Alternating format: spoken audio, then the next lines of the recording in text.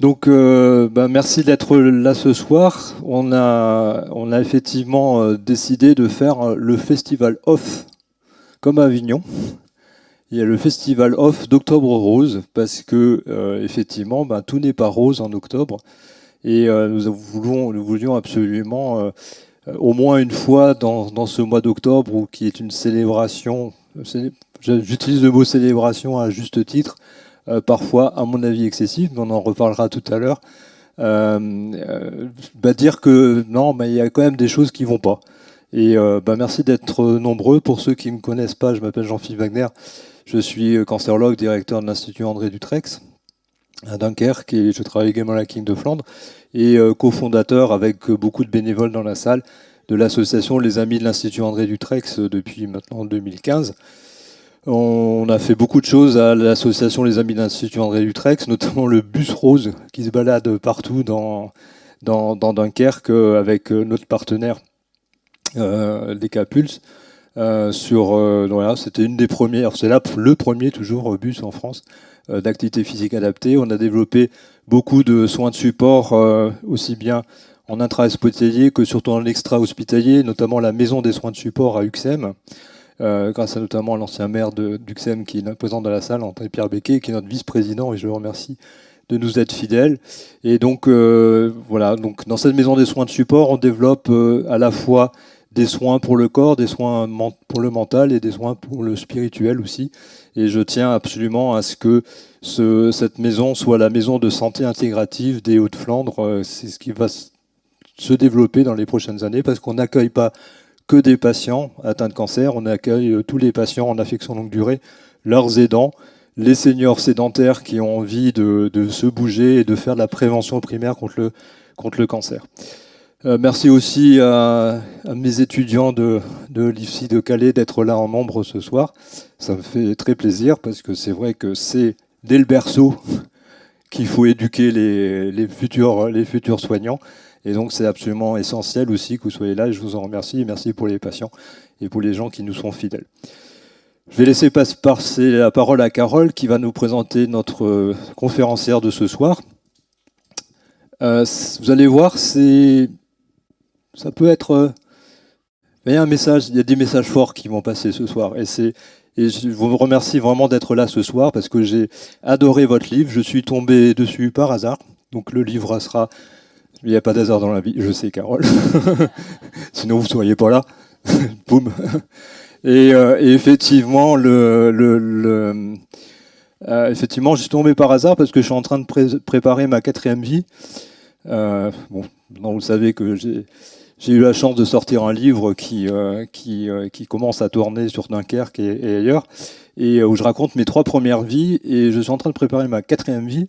Et cette 4e vie, ça va être effectivement sur mes convictions, sur ce que je pense. Ce qui a 30 ans de cancérologie, voilà, on acquiert une certaine expérience.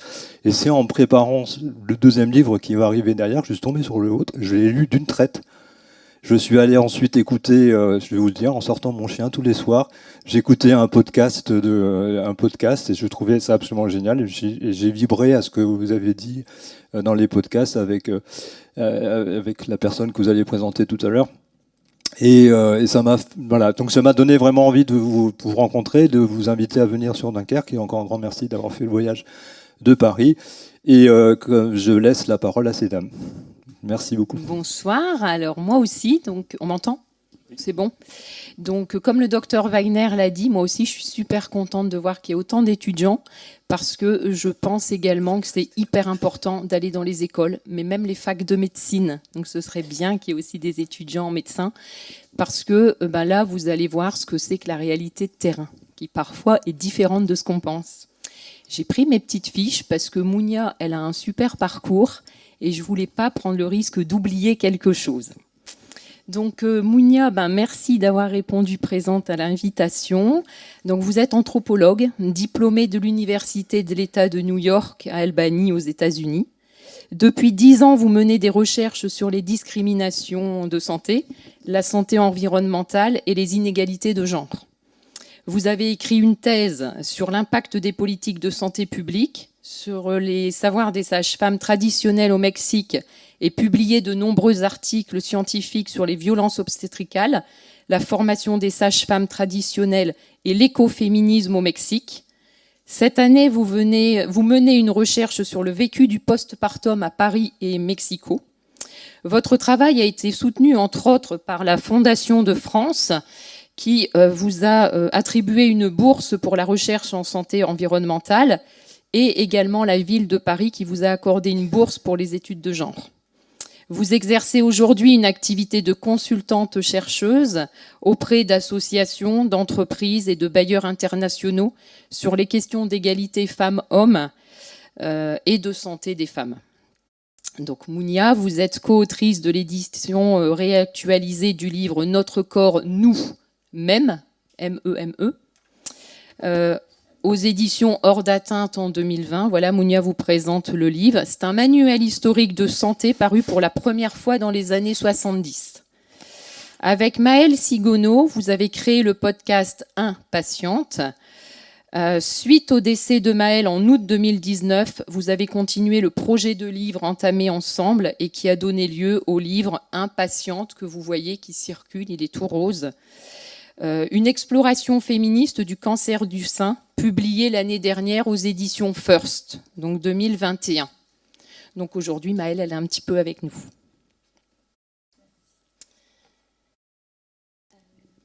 Est-ce que vous voulez dire quelque chose, ajouter quelque chose, Mounia ? Ouais, allons-y. Donc là, Mounia va vous passer un extrait des podcasts qui ont été faits. Et là, ça va donner le ton tout de suite. Je m'appelle Maëlle Sigonneau. À 30 ans, j'ai appris que j'avais un cancer du sein métastatique. Un truc vénère et chronique, ou incurable, comme tu préfères. Maintenant, ça fait 3 ans que je suis en traitement. C'est long. Suffisamment long pour me poser plein de questions. Froncer les sourcils quand j'en ai, et me demander s'il n'y a pas un truc qui tourne pas rond dans cette affaire. Non, mais c'est cool avec tes foulards et tout, t'es jolie quand même. Hein. Avec Impatiente, je veux vous raconter une autre histoire du cancer. Une histoire qui laisse la place à toutes les patientes d'exister comme elles le souhaitent. Une histoire de lutte, à construire sans attendre. Aucune de nous n'a de temps à perdre.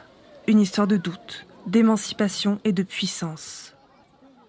Moi, c'est Mounia El-Kotni, je suis chercheuse, anthropologue. Je travaille sur la santé des femmes, la façon dont nos corps sont perçus, traités dans la société et par le système médical. Il y a 1 an et demi, Maëlle et moi avons discuté autour d'un thé après une réunion féministe. Je la connaissais depuis presque 1 an et je ne savais pas qu'elle avait un cancer. Elle était en colère, elle se sentait seule avec ses questions et elle avait envie de les faire résonner. Je me sentais coincée, avec pour seules options la figure de la victime ou l'archétype de la Wonder Woman, qui gère son cancer comme un projet à ajouter à la liste de ses obligations professionnelles et familiales. Un cancer du sein, ce n'est pas un dossier à gérer. C'est une épidémie par laquelle nous, citoyennes, sommes les premières touchées, contre laquelle chacun et chacune d'entre nous devons nous battre. Eh ben avec la chimio, t'auras pas de mal à garder la ligne. C'est de ce sentiment de révolte qu'est née Impatiente. Nous avons proposé notre projet à Nouvelles Écoutes, et elles nous ont immédiatement suivis dans l'aventure.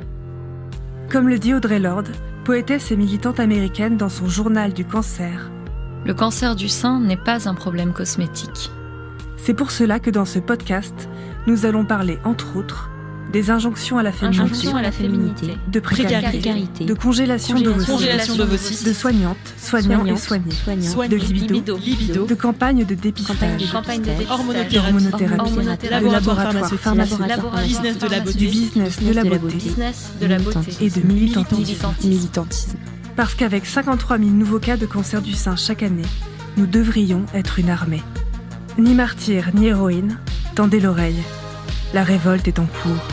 Il est temps de poser les questions et d'obtenir les réponses.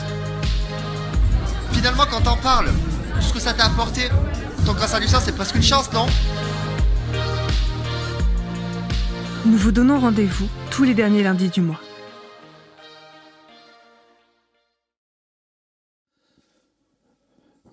Merci beaucoup. On va juste donner pendant que Mounia prépare son diaporama. En fait, il y aura 4 questions ce soir qu'on va poser à tour de rôle avec Carole à Mounia. Et voilà. Et puis, il y aura surtout un grand temps d'échange après. Et donc, on va rentrer dans le vif du sujet.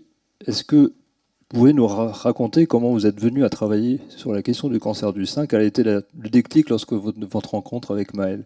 Comment vous l'avez rencontré et qu'est-ce que... Voilà. Oui, oui, ça marche. Ça marche, hein, oui. Bonsoir tout le monde. Merci beaucoup d'être là. Merci beaucoup pour l'invitation. Le docteur Wagner et les amis de l'Institut, ça me fait vraiment très plaisir de pouvoir vous présenter notre travail à Maëlle et moi. Voilà, j'ai vraiment hâte de pouvoir ensuite échanger avec vous. Carole a présenté mon métier qui est celui d'anthropologie. J'ai fait donc des études en particulier sur la question de santé des femmes comme elle le disait au Mexique et puis ensuite en France puisque j'ai travaillé assez vite. Je suis anthropologue de la santé et donc la question du rapport au monde médical et du rapport au monde médical des femmes, des patientes a une dimension internationale et en revenant de mes études aux États-Unis. J'ai rejoint des collectifs en France. J'ai vu que la question des violences gynécologiques et obstétricales commence à émerger. C'était en 2015. Et c'était des questions que j'avais traitées moi au Mexique et aux États-Unis. Et donc je me suis intéressée à cette question-là en France. Donc je suis entrée par la question de la santé gynéco et de l'accouchement. Et du coup j'ai été contactée par un collectif qui rééditait... comme Carole le disait, cet ouvrage des années 70 qui s'appelle Notre corps nous-mêmes. Et là, il y a un peu mes travaux récents. Et du coup, à travers le livre Notre corps nous-mêmes, on part de l'expérience de ce que c'est que du vécu de femmes, du corps social des femmes, du corps dans la société, à la fois dès l'enfance, en grandissant, les violences, l'autodéfense aussi. Et il y a tout un chapitre sur la santé des femmes et en particulier la question du rapport médical. Et donc j'ai plutôt travaillé là-dessus dans ce collectif. On est 8 autrices. Et Maëlle, je l'ai rencontrée alors que j'animais une formation sur la question des inégalités femmes-hommes, et c'était dans un tout autre domaine. On parlait tout à l'heure avec Virginie de la question de la reconversion professionnelle, et moi c'était pour des femmes qui étaient en reconversion professionnelle, et donc c'était une formation pour les femmes spécifiquement dans les milieux du numérique. Et cette association m'avait contracté, cette entreprise plutôt, pour que les femmes, pour un peu réfléchir aux freins. Qu'est-ce qui fait que les femmes vont moins dans les métiers techniques? Et parmi les personnes de la formation, il y avait Maëlle, qui elle, du coup, était en traitement pour son cancer du sein. Et comme beaucoup de personnes, ça a été un moment où elle s'est dit, moi, elle était éditrice, qu'est-ce que je fais? Est-ce que j'ai envie de continuer dans l'édition? Qui se posait des questions, et c'est comme ça qu'on s'est rencontrés autour de cette question de la reconversion professionnelle. Et donc un jour, en discutant, on avait gardé contact. Elle me dit, Mounia, est-ce qu'on peut parler? Bien sûr, on discute. Et elle me dit, en fait, j'ai un cancer du sein. Et je me rends compte que la façon dont on me traite, des remarques que j'ai entendues, que ce soit de la part de mon entourage ou de la part du personnel médical, il y a des choses qui me chiffonnent, ça me questionne. Et donc pour elle, et c'est pour ça que le livre est sous-titré « Une exploration féministe du cancer du sein », pour elle, c'est ces questions de discrimination qu'elle a pu vivre en tant que femme, de regard féministe sur le traitement des femmes dans la société, en particulier des femmes malades. Ça a été sa façon à elle de réfléchir au cancer du sein. Et donc, lorsqu'elle est venue me voir, je lui ai dit, mais moi, je travaille sur la gynécologie, je sais pas, je connais pas ce sujet du cancer du sein. Et en fait, très vite, je me suis rappelé que ma profession, c'était de partir de questions très particulières pour en faire une généralité. C'est vrai que j'ai pas présenté l'anthropologie. En fait, on travaille sur des sujets pendant longtemps, sur peu de cas. On fait pas des grandes études avec des milliers de personnes. On fait des études avec parfois des dizaines de personnes, mais des entretiens très approfondis. Et à partir d'une histoire, de 2, 3, 5, 10 histoires de personnes, on arrive à analyser des mécanismes plus généraux. Et donc là, avec Maëlle, c'était partir de ce qu'elle vivait en tant que patiente pour voir, pour moi, en tant que chercheuse, aller chercher des professionnels, interroger des professionnels de santé, aller interroger d'autres patientes, aller voir les statistiques, voilà, faire tout ce travail autour de Maëlle pour porter son expérience et sa voix. Et donc c'est comme ça que cette collaboration a commencé. Et au départ, donc l'idée c'était un livre, c'était notre première idée, mais ma méthode de travail est donc l'entretien. Donc on a fait un long entretien d'1h30 et je me suis dit non mais en fait il faut que les personnes entendent Maëlle. Et aujourd'hui qu'elle est plus là, je me dis mais heureusement qu'on a fait le podcast parce que Maëlle est plus là. On n'a que sa voix, mais on a encore sa voix, on a encore son analyse, et donc on a commencé par ce podcast. Et suite après son décès. J'ai continué le podcast avec l'aide du studio de production, de cet entretien que j'avais fait avec elle et de sa famille. Et le livre est sorti. Donc le podcast était en 2019, on l'a fini en 2020 et le livre est sorti il y a 1 an, en septembre 2021. Donc ça a été aussi une question pour moi de me dire mais en fait c'est pas ma voix, c'est pas mon histoire, mais en discutant avec la famille de Maëlle, ses amis et le projet qu'on avait commencé, je me suis dit ok, ça sera pas mon histoire, mais en fait, j'ai l'habitude aussi d'écrire sur les histoires des autres personnes. Et donc, j'ai amené dans le livre d'autres témoignages de femmes qui ont eu ou qui ont un cancer du sein.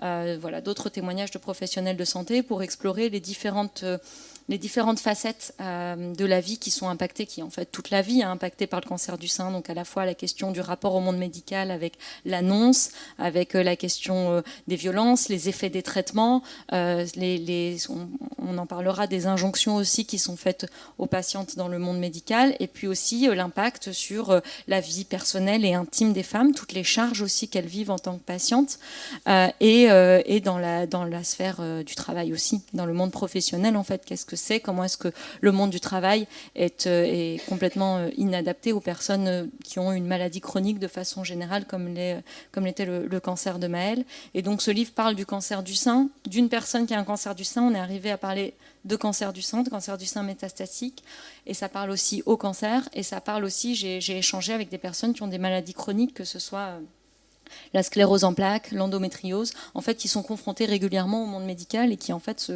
se retrouvent aussi dans ce qu'on décrit. Donc, une longue réponse pour parler de Maëlle. Et du coup, je voulais aussi signaler que dans cet ouvrage collectif, j'ai écrit le chapitre cancer dans l'abécédaire des féministes présents, coordonné par la chercheuse Elsa Dorlin. Donc, voilà un peu mes travaux, on va dire, récents et grand public sur cette question-là. Carole, c'est à vous, mais juste un problème technique, il faut absolument mettre le micro comme la glace. Merci Mounia. Dans votre livre, vous abordez aussi beaucoup ces injonctions à rester femme que rencontrent les patientes tout au long de leur parcours. Est-ce que vous pouvez nous en dire plus? Qu'est-ce que recouvrent ces injonctions pour vous? Oui, mais celui-là, il n'avait pas de batterie tout à l'heure. Oui, c'est bon tout à l'heure, il était... Ok, oui, c'est mieux. Oui, beaucoup mieux. Merci. Oui, alors je vais un peu expliciter ce qu'on entend par injonction, et je serai intéressée aussi pour échanger avec toi. Donc si tu veux, je commence. Oui, vas-y. Il y a eu donc ça c'était j'ai pas passé la slide. Donc ça c'est la promotion, je disais, de femmes en reconversion pro que j'ai animée. Donc c'était en 2016. J'avais les cheveux plus longs, et donc il y a Maëlle à gauche au premier rang. Et donc du coup la question qu'on analyse dans notre travail, c'est la question de la socialisation des femmes. En fait, dans la question des injonctions à la féminité, il y a la question de la féminité qui renvoie à la féminité physique, je pense. Enfin, en tout cas, moi, c'est la première image que j'ai en tête. Mais je vais aussi parler de ce que c'est que d'être une femme dans la société, qui est toutes les injonctions sociales. Et ça, c'est prendre soin des autres. Quand on est une femme, on est élevé, les petites filles, et ça, c'est un travail aussi qu'on a mené dans notre corps nous-mêmes, sont élevées pour prendre soin des autres, pour se préoccuper des autres avant de se préoccuper de soi. Et ça, du coup, ça crée aussi à l'âge adulte le fait que les femmes vont en général consulter en dernier. Et quand elles ont, dans les témoignages aussi que j'ai pu recueillir, les femmes expriment qu'elles avaient des douleurs, ou qu'elles ont eu une boule dans le sein, ou des écoulements des seins, mais qu'elles ne sont pas allées tout de suite parce que ça attendra. Et donc, du coup, il y a cet aspect-là de la socialisation qui impacte notre santé. Et la deuxième chose, c'est qu'il y a aussi des stéréotypes des médecins. Dr Wagner a dit que je pouvais dire ce que je voulais. Donc les médecins Vas-y, vas-y. En fait, souvent, il y a ce stéréotype dans la société, mais qui du coup, les médecins ne vivent pas dans une bulle à part, et du coup, que les femmes exagèrent avec ce qualificatif de hystérique. Elles exagèrent leurs symptômes. Et ça, on le voit dans l'endométriose, qui est donc une douleur, des maladies chroniques liées aux douleurs menstruelles, ou voilà, des douleurs très très fortes, où les femmes mettent 8 ans à avoir ce diagnostic, où elles vont de médecin en médecin, on leur dit c'est dans votre tête, mais les règles, c'est normal que ça fasse mal, etc. Donc, et on le voit dans différentes maladies. Et donc, quand les femmes prennent le temps se dire ok, j'ai mal, c'est bizarre, ok, j'ai tout ça à gérer, mais je vais y aller, et qu'elles arrivent chez un médecin et qu'on leur dit, parce qu'elles n'entrent pas dans le stéréotype où on va dire le parcours classique de patientes, des femmes jeunes, des femmes sans antécédents, des symptômes qui sont pas les symptômes classiques du cancer du sein, ça arrive qu'on leur dise mais non, ne vous inquiétez pas. Et donc c'est ce qui est arrivé à Maëlle, qui a eu une plaque rouge sous les aisselles, et elle était en vacances avec des amis en Normandie, et ça l'a inquiétée au point qu'au bout de 3 jours, elle s'est dit il faut que j'aille voir un médecin. Et donc elle est allée un dimanche trouver un médecin de garde qu'elle connaissait pas pour lui montrer ses seins. Enfin, il faut quand même être inquiète. Et le médecin lui a dit non, 30 ans, sans antécédents, tout de suite vous pensez au cancer, c'est rien. Donc elle s'est dit ok, si la personne qui détient l'autorité me dit que c'est rien, c'est rien. Et donc comme ça a mis 9 mois avant qu'elle se rende compte que voilà, il y avait vraiment une douleur qui la gênait, etc. Et donc là, l'extrait que je mets, c'est des mois plus tard, son oncologue à l'Institut Curie lui dit au détour d'une conversation, quand même, vous êtes arrivé chez nous avec une tumeur de 10 cm. Et là, pour elle, c'est un choc. Elle se dit, mais comment est-ce que j'ai pu ne pas m'écouter au point de avoir 10 cm dans, qu'est-ce qu'elle dit, dans un 80, c'est ça, un 90C, un petit bonnet, et en fait me dire que c'est rien. Et donc c'est dans la question des injonctions à la féminité, je voulais aussi commencer par là, par le côté social en fait, qui fait qu'on ne s'écoute pas. Le deuxième, l'autre aspect de ce qu'on appelle les injonctions à la féminité dans le cancer du sein, c'est des remarques que vous avez pu entendre certaines dans la bande-annonce du podcast, où en fait, ça revient vraiment. Lillison en parle dans sa BD. Ouais, moi je l'ai eu aussi, de mes collègues et même de ma direction. Faut voir le bon côté, Carole, tu devras plus t'épiler. Donc, du coup, c'est vraiment des injonctions. Donc là, on en revient aux injonctions faites aux femmes, du corps parfait. Et donc, en arriver à dire ça. L'autre, lors d'un atelier, on lui a dit il faut vraiment hydrater la peau du cou. C'est par là que les signes de l'âge arrivent à une femme de 30 ans qui a un cancer métastatique, qui rêve que d'une chose, c'est de vieillir, en fait. Du coup, même dans la maladie, il faut penser à cette société dans laquelle on vit qui discrimine les personnes âgées, donc l'agisme, à rester une femme jeune, à correspondre à l'idéal de la féminité. Et là, j'ai tapé juste, j'ai fait une recherche Google assez simple, femme cancer du sein, et en fait, on voit une femme jeune, maquillée, avec des cheveux, qui est forte, qui continue à tout gérer. Donc je trouvais que c'était assez parlant. Et là, avec Octobre Rose, c'est vraiment des images qu'on voit partout. Et du coup, on s'interroge dans notre travail sur ce que c'est que la féminité. Je suis allée interroger une psychologue. J'ai lu des écrits de philosophes, et en fait, c'est très difficile en fait de se dire si on prend la féminité sans regard de l'autre, c'est le regard de l'autre sur soi qui construit la féminité. Donc forcément, quand on travaille sur les questions de féminité, on doit réfléchir à qui nous dit ce que c'est qu'être une femme. Et donc, quelles sont les différentes personnes ? Toi, tu parlais des collègues, mais même dans le domaine médical, en fait. On dit souvent aux femmes, mais non, mais ne vous laissez pas abattre, maquillez-vous. Donc, tout ça. Et donc là, ça, c'est un extrait de ce que disait Maëlle. Au début, j'ai essayé de préserver ma féminité. J'ai caché la perte des cheveux. Des femmes qui mettent du vernis alors qu'elles n'en mettaient pas du tout. Et donc, en fait, ce qu'on voit, c'est que quand on s'écarte de la norme, de ce qui est la norme. C'est aussi là une question anthropologique, c'est-à-dire la norme, nous on la voit pas la norme parce qu'on est élevé dedans, parce que depuis qu'on est petit, c'est normal. C'est normal. C'est quand on voyage, quand l'anthropologue notamment voyage, ou quand on s'en éloigne par exemple, dans ce cas-là, un des traitements qui font perdre des attributs physiques.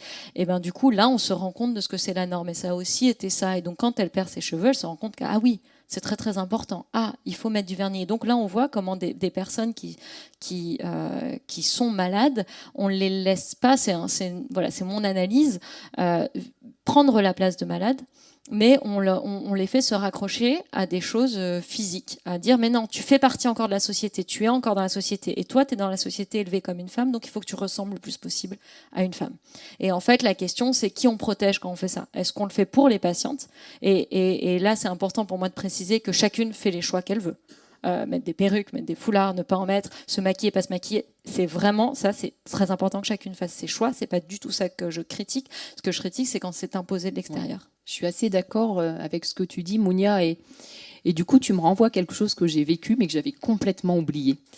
Moi, c'est dans ma famille proche, qui ont toujours été près de moi, donc c'est pas du tout une critique, hein, je leur en veux pas aujourd'hui, mais c'est quelque chose qui m'avait fait vraiment mal quand je l'ai vécu. Donc moi, je me suis pas posé la question, j'ai eu envie d'avoir une prothèse capillaire avec exactement la même coupe de cheveux et la même couleur que ce que j'avais. Je voulais même pas regarder les catalogues. Moi, c'est, vous me voyez comment je suis, je veux ça. Et sauf que la perruque, c'est pas nos cheveux. Et même si j'avais une perruque qui coûte cher et qui était très bien, moi, très vite, ça me grattait. En plus, moi, je suis arrivée dans la période d'été, quand j'ai dû la mettre. Et donc, ça me grattait. Je la supportais pas, j'avais chaud. Et donc, une fois, j'ai dit, zut, je l'enlève. Alors, à l'époque, mon fils vivait encore avec moi. Il avait 19 ans. Et j'ai quand même demandé à mon fils. Alors, lui, mon fils a eu une réaction super. Il m'a dit, oui, maman, tu fais ce que tu veux. Tu as le droit de l'enlever. Par contre, ma maman... quand elle venait à la maison, elle venait plusieurs jours parce qu'elle n'habite pas tout près. Il faut quand même que je précise que mes parents ont toujours été proches, ils m'ont toujours aidé, ils ont toujours été présents. Sauf que là, ma maman m'interdisait d'enlever ma perruque. Alors, je pense, avec le recul, que ça l'a renvoyée à sa propre maladie, puisqu'elle-même était passée par là et elle ne l'a pas du tout vécu de la même façon que moi. Après, j'avais mais pourquoi tu t'exposes? Pourquoi tu fais des témoignages? Pourquoi tu passes à la télé? Tu te rends pas compte? Maintenant, tout le monde va savoir. Waouh, ça, c'était violent pour moi. Parce que oui, moi, j'avais envie que tout le monde sache, parce que j'avais envie de faire bénéficier les gens du parcours que j'avais eu. Et surtout, c'était pas pour dire voilà, j'ai eu ça, c'était pour témoigner et pour éviter à certaines personnes de vivre des choses comme j'ai vécu. Je ne vais pas le développer parce qu'on va l'aborder après sur certaines violences, mais voilà. Et donc, du coup, on est là dans un parcours de maladie où on vit très très mal certains traitements, où les chimios, dans mon cas personnellement, mais j'étais malade à crever des chimiothérapies, et j'étais chez moi dans ma maison et je n'avais pas le droit d'enlever ma perruque. Waouh, ça c'est dur. Merci. Ouais. Je voulais juste revenir sur le « dis-moi pourquoi je me fais belle ». Est-ce que j'adore en fait le livre, vous verrez si vous ferez tout à l'heure une dédicace, mais effectivement il y a tous ces cartoons qui sont absolument géniaux. Mais dis-moi est-ce que vous pouvez développer un peu plus cette notion de dis-moi pour qui je me fais belle? Oui, j'ai pas précisé ça. Les petites illustrations sont celles des épisodes du podcast qui ont été réalisés par Lillison, qui elle-même a eu un cancer du sein à peu près à 30 ans, je crois aussi, qui a fait une bande dessinée à ce propos, La guerre des tétons. Et du coup, elle écoutait les épisodes et puis ensuite elle choisissait l'illustration. Donc ça, c'est sur l'épisode sur la féminité. Et donc ça, c'est Lily qui a choisi cette phrase, mais je trouve qu'effectivement, elle renvoie bien à ce dont on parle. C'est pour qui? Et là, dans ce que partage Carole, clairement, c'est pas pour toi, c'est pas ce qui te fait du bien à toi. Après, c'est extrêmement difficile de démêler.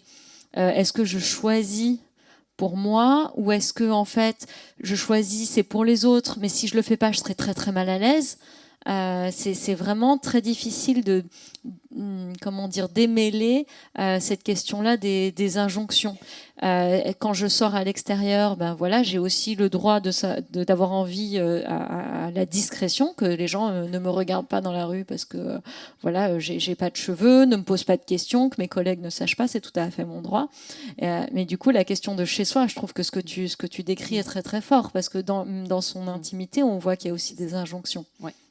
Et je me souviens dans cet épisode, il y avait en plus une injonction de la socio-esthéticienne du service dans lequel Maëlle faisait ses chimiothérapies. C'était pratiquement une obligation de passer par les mains de la socio-esthéticienne. Et Oui, c'était en fait quels sont les services. Donc là, pour parler, voilà, on a parlé de l'intimité, mais pour parler du rapport aux médecins et au personnel soignant, c'est en fait quels sont les services qui sont proposés dans les hôpitaux, ou les oncopoles, c'est des choses basées sur l'esthétique. Souvent, en tout cas dans ce que j'ai pu récolter, les choses qui sont gratuites, les ateliers pour les patientes, c'est des choses qui sont axées autour de la beauté physique, parfois aussi du bien-être, des massages, des choses comme ça, mais c'est rare que ce soit. Après, il y a des associations qui font d'autres choses, mais vraiment là, dans l'hôpital, les flyers, c'est des choses pour l'aspect physique et pas pour le soutien émotionnel. Il y a très peu d'hôpitaux où il y a accès à une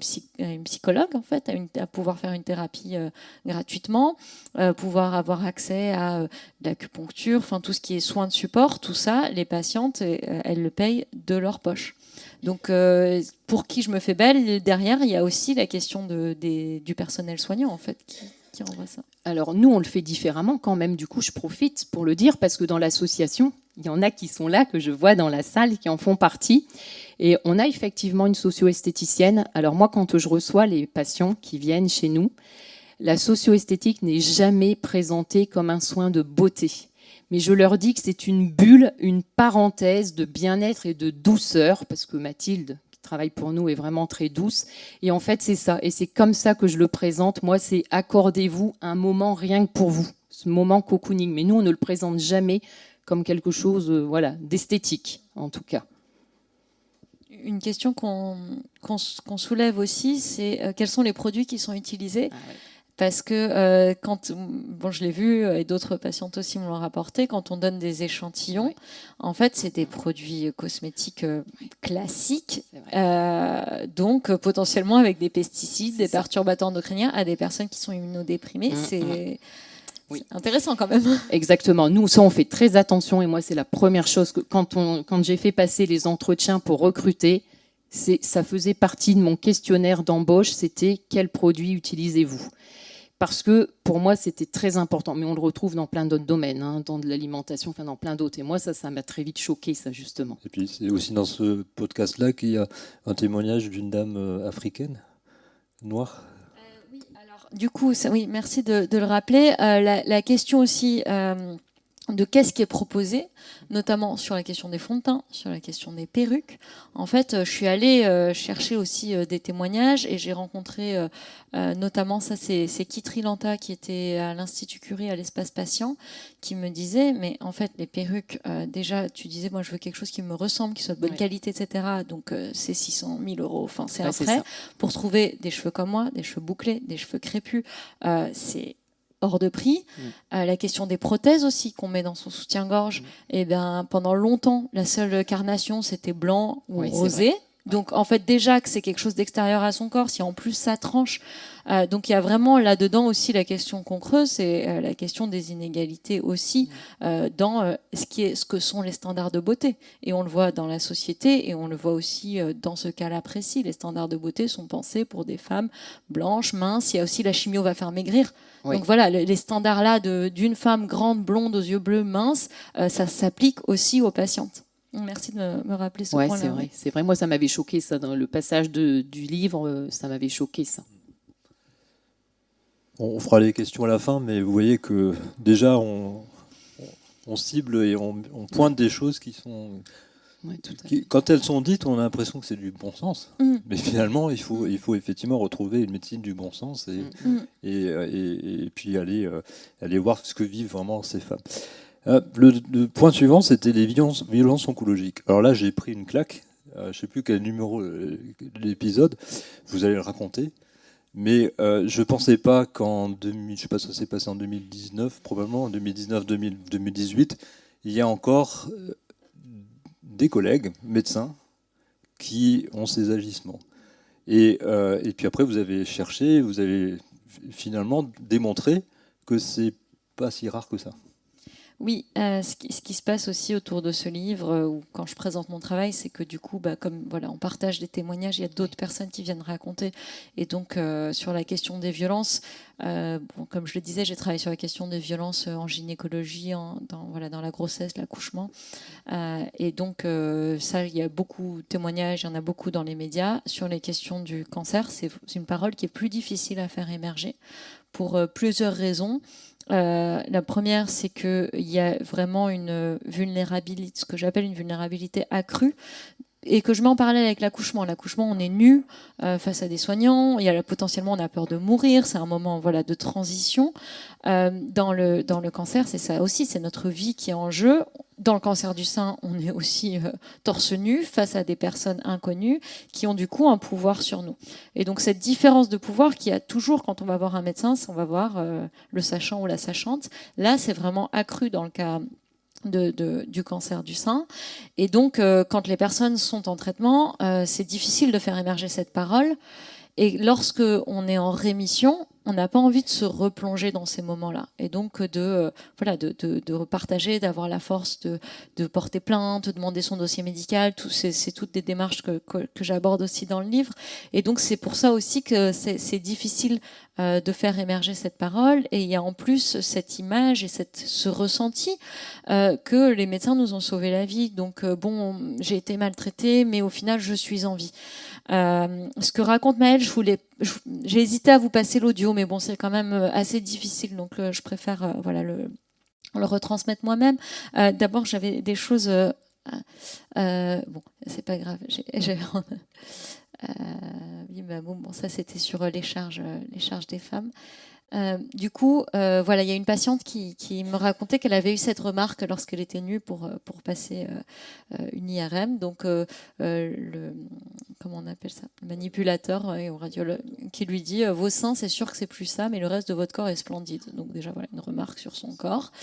Et ensuite, là, c'est Maëlle qui, donc c'est pas cet extrait-là, je vous le décrirai après. Donc là, elle raconte aussi une autre type de violence, de maltraitance, où elle avait l'accord de son oncologue pour aller aux États-Unis. Avant de se faire opérer, je crois finalement, l'opération n'avait pas eu lieu, mais en tout cas, bref, l'oncologue avait dit OK, et puis là, avant de partir, elle a vraiment très très mal au bras, elle est inquiète, elle préfère aller vérifier à l'hôpital, et donc elle dit je ne pouvais plus le tendre, et l'infirmière était dans la culpabilisation, mais enfin, vous partez aux États-Unis, mais c'est complètement irresponsable, vous êtes en traitement, etc. Mais elle demande à voir l'interne, et elle lui dit non mais enfin, c'est rien, c'est une tendinite, on ne dérange pas l'interne pour une tendinite, et elle lui dit même on fait pas un cancer du bras, quoi. Donc ça, je me souviens que Maëlle m'avait raconté ça. Et du coup, Maëlle, très stressée, en pleurs, insiste. Faut aussi, je trouve que c'est pas évident dans cette position de dire mais non, mais en fait, si je vous dis qu'il y a un truc qui me fait mal. Et du coup, l'infirmière lui dit non mais vous avez peur, c'est ça. Non mais voilà, c'est ça. On fait pas un cancer du bras. Et Maëlle dit je pleurais, j'en pouvais plus, je n'avais pas de mouchoir. Et au lieu d'aller m'en chercher un, elle m'a filé de la gaze transparente. Et ça m'a choquée. Je me suis dit les coups peuvent arriver de n'importe où. Donc, dans ce chapitre-là, il y a plusieurs témoignages de maltraitance qui sont aussi des maltraitances ordinaires à l'hôpital. Là, il y a pas plus tard qu'il y a 3 jours, il y a une femme qui m'a dit j'ai demandé une douche 6 fois en une journée et je l'ai pas eu. J'ai dû attendre que ma mère vienne le lendemain pour me laver. C'est une femme de 40 ans. Du coup, c'est ce genre de choses qu'on retrouve. Je disais tout à l'heure que ça va au-delà du cancer du sein. Nous, on a nommé violences oncologiques les violences qui arrivent justement par cette disproportion en fait de pouvoir, du fait d'être fatigué, d'être faible, d'être en traitement avec une incertitude sur l'avenir, qui peuvent émaner aussi du fait qu'on voit beaucoup de monde quand on fait des radiothérapies. Tous les jours, pendant 3 semaines, on va voir plein de personnes différentes. Quand on fait plein d'examens, en fait, plus on est confronté à des personnes différentes, statistiquement, plus augmente le risque de se faire maltraiter. Et donc, c'est ça aussi la spécificité de ce qu'on a nommé les violences oncologiques. Et donc, j'ai mis ici la définition qu'on en fait. Et Maëlle raconte donc au début de l'épisode 2 du podcast une biopsie qui lui a été faite, où là, pour moi, c'est caractéristique vraiment d'une agression. où elle avait extrêmement mal, il y avait 3 personnes pour la maintenir, elle a dit non, arrêtez, j'ai mal, la personne a continué, s'est acharnée à planter l'aiguille, et en fait quand le médecin est parti, elle sentait que c'était froid et mouillé dans son dos, et en fait les aides-soignantes étaient en train d'éponger du sang. Enfin, ça c'est une agression. C'est vraiment avec le nom de la patiente, et c'est, comme je disais, ces paroles-là, elle est difficile à faire émerger, et du coup, voilà, il y a cette question des violences oncologiques. Là, c'était l'année dernière, en novembre, c'était la marche contre les violences faites aux femmes qui a lieu chaque année autour du 25 novembre. Et donc, j'avais proposé à des personnes de faire un petit cortège violences oncologiques. Donc, on était 7, on n'était pas nombreuses. Mais du coup, j'ai aussi reçu plein de témoignages sur Instagram. Et donc là, il y a des patientes. On avait fait avec Lillison des petites affiches. Donc, patiente méprisée, vie brisée. Il y a une personne là qui racontait mon cancer était moins agressif que certains soignants. Elle a ça au dos de sa pancarte. Et donc, voilà, je me dis qu'il y a aussi des choses qui bougent où cette parole émerge. Et le fait de savoir que d'autres personnes l'ont vécu, ça peut aider aussi à en parler, et du coup à demander aux médecins de rendre des comptes. Et après, ce qui est difficile, c'est, on le voit dans la question des violences médicales en général, c'est la confraternité. Vous pouvez peut-être nous en dire quelques mots, et le fait que c'est extrêmement périlleux, même pour des médecins, de se dénoncer entre eux, même en sachant qu'un collègue a mal agi. En fait, ils peuvent eux-mêmes, le médecin qui a dénoncé son collègue, être radié. Donc c'est ça qui est aussi très difficile dans ce domaine-là, et le mouvement de patiente est important pour ça aussi. Je veux ici préciser que je parle d'un mouvement de patiente, mais en fait, les personnes qui sont en traitement, elles sont épuisées. Comme tu le disais tout à l'heure, on ne peut pas en plus leur demander d'aller manifester. Donc c'est aussi notre rôle à nous, et tout le projet de notre travail, c'est de dire tout le monde est concerné par le cancer du sein, tout le monde a son rôle à jouer pour une meilleure médecine. Les futurs soignants et soignantes, les soignants et soignantes actuels, la famille, les amis, et en fait toute personne, puisque quand c'est une femme sur 7 qui est concernée, en fait c'est tout le monde qui est concerné. Donc du coup là, il y avait des patientes, mais il y avait moi, il y avait des amis, il y avait des personnes qui ont dit ok, on vient avec vous, parce qu'on veut aussi parler du cancer du sein à tout le monde. Et tu as raison, Maëlle. Tu as raison, Mounia, toi, Maëlle est présente. Et en fait, ça me perturbe, parce que moi, ce que je voulais dire à vous, les futurs soignants, moi, je vous invite vraiment à aller écouter le podcast où Maëlle, c'est pour ça que j'ai dit Maëlle, où elle raconte cette biopsie. Moi, ça m'avait, je vais utiliser le mot choqué. Je ne comprends pas qu'à l'heure d'aujourd'hui, ça puisse encore se passer comme ça. Parce qu'avant de la faire, elle avait dit non, elle avait dit qu'elle avait peur, elle avait quand même verbalisé des choses. Et ce que je veux dire aussi là-dessus, c'est qu'en période de maladie, surtout une maladie comme ça, on est toutes concernées par la vulnérabilité. Même moi, qui ai quand même un caractère fort, je me souviens, j'ai vécu des choses. Alors, j'ai réclamé 3 fois, 4 fois.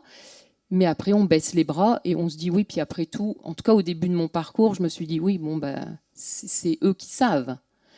Alors que c'est quelque chose qui ne me ressemble pas de lâcher. Mais là, moi, ça m'est arrivé de lâcher, notamment sur une IRM que j'aurais dû avoir. Et voilà, donc c'est vraiment, ça touche tout le monde, même ceux qui normalement osent dire les choses. Et est-ce que c'est sexe dépendant ? Est-ce que les femmes sont moins violentes que les hommes, quand même, tout de même ? J'espère. Les femmes médecins, est-ce qu'elles sont moins violentes que les hommes ? Non, c'est une question qui revient régulièrement, et je comprends d'où elle vient. Mais en fait, c'est vraiment la façon dont on enseigne la médecine. Et donc non seulement, par exemple, dans les programmes, en fait, je reprends l'exemple de l'endométriose parce que maintenant on commence à bien connaître et à voir comment c'est pas du tout enseigné. C'était même pas au programme. Donc déjà, les maladies spécifiquement féminines ne sont pas enseignées. Et ensuite, ce qui se joue, c'est lors des internats, où là, les médecins vont voir comment leurs professeurs, leurs supérieurs hiérarchiques se comportent, et donc vont se dire c'est comme ça qu'on agit.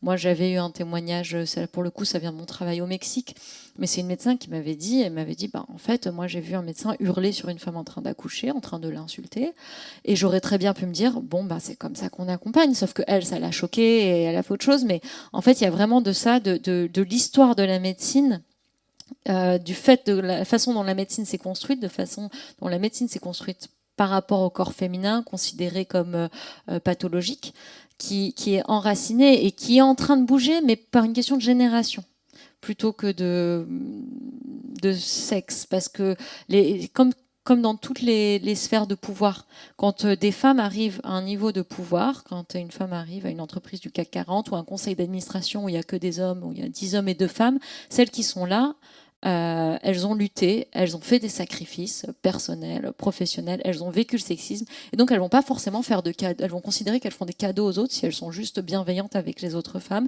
et on va les accuser d'être copinage parce que c'est aussi des femmes. Et donc en fait souvent elles sont aussi, voire parfois même plus maltraitantes. Une femme médecin qui a déjà passé une mammographie et qui dit ah ça va, ça fait pas mal, elle va pas du tout être empathique avec sa patiente qui lui dit bah ça me fait mal, j'ai peur, etc. Donc j'ai plutôt ce que j'analyse, c'est plutôt une question de génération et de façon d'enseigner de la médecine et de la pratiquer qui du coup va montrer qu'il y a d'autres façons de traiter les patientes. Et donc les nouvelles générations, c'est mieux? En tout cas, j'ai des doutes, c'est pour ça que je peux me permettre de poser la question.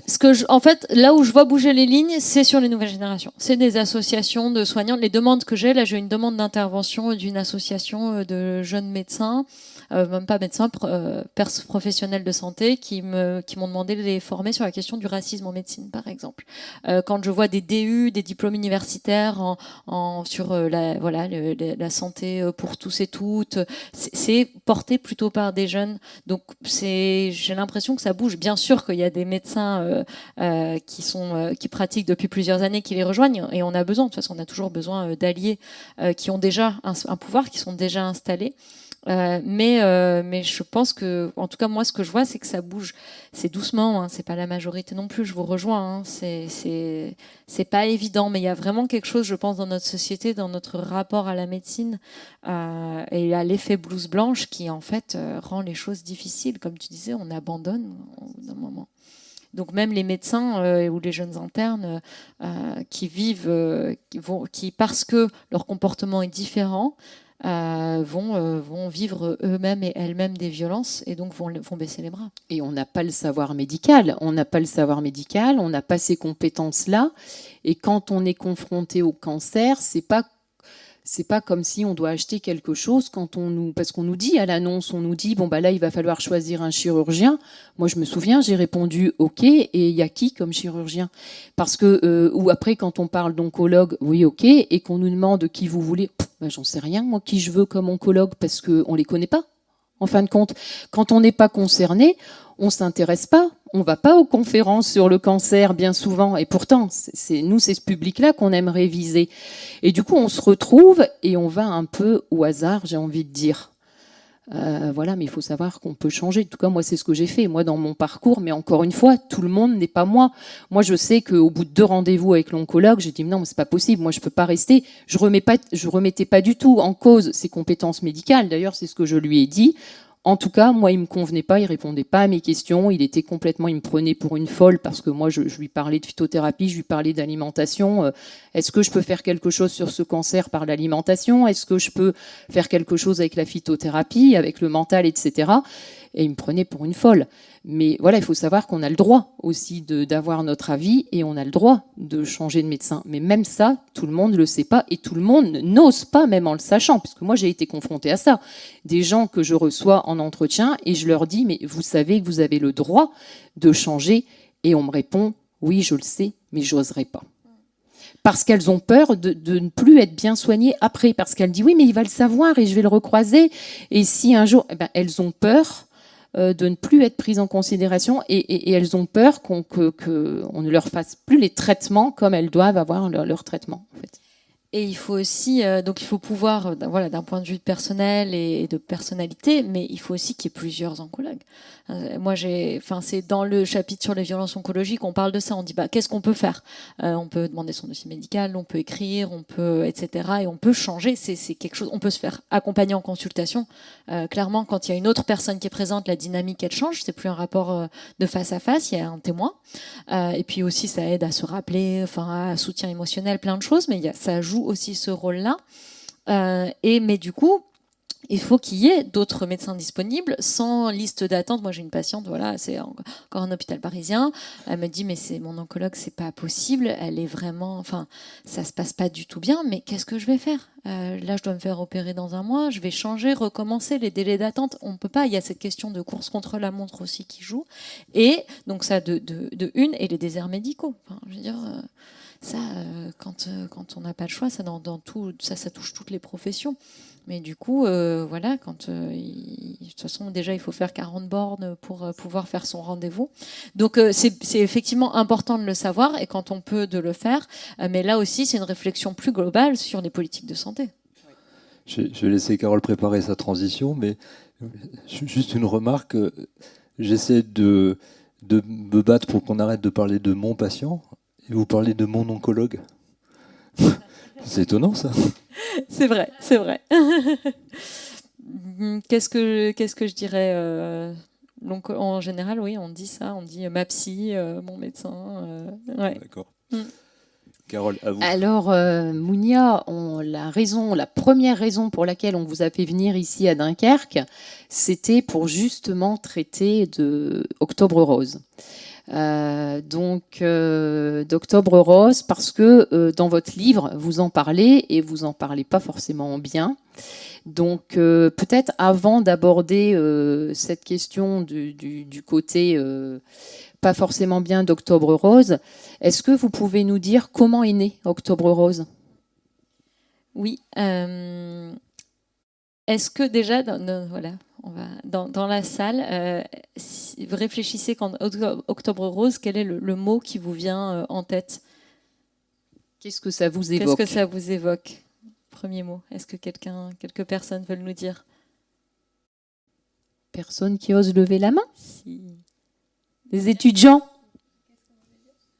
Pour moi, c'était ma première mammo, en fait, quand on a découvert le cancer du sein. C'était au mois d'octobre et je me souviens avoir vu la première chose, les petites cocardes. Donc, le premier Octobre Rose que j'ai vécu, en fait, c'était vraiment celui-là. Dans cette salle où on attend le médecin qui vient nous voir pour voir s'il faut refaire une écho. Et c'était vraiment celui-là, en fait, le premier. Okay, ah, pas du tout. Ouais. Pas du tout. J'en reparlerai de l'effet anniversaire. Merci. D'autres personnes ? Octobre Rose ? Qui ? Les étudiants, ça vous évoque quoi, Octobre Rose ? Ce serait intéressant d'avoir justement votre position là-dessus. Juste un mot comme ça, si je vous dis Octobre Rose, à quoi vous pensez ? Ça peut être une Allez, course, moi je vais forcer un petit peu la main, je vais donner le micro à un ou une étudiante. Allez, là-bas.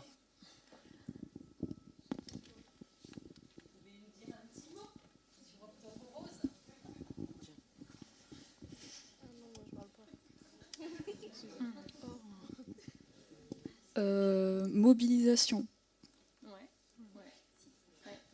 Et une autre dame. Je vais faire faire la même chose que Carole, moins souple, mais. Moi, je dirais reprise en main par le marketing. Derrière, il y a toute la démarche commerciale qui est venue se greffer à ça. Non, j'ai pas lu le bouquin, mais en même temps que ce soir, il y a des after-work à Dunkerque où il y a des piercings, du maquillage, etc. Et ben, voilà. Ok, merci. Qui d'autre ? Une autre personne qui veut... Là-bas. Ils sont timides là-bas. Moi, je veux un avis de là-bas.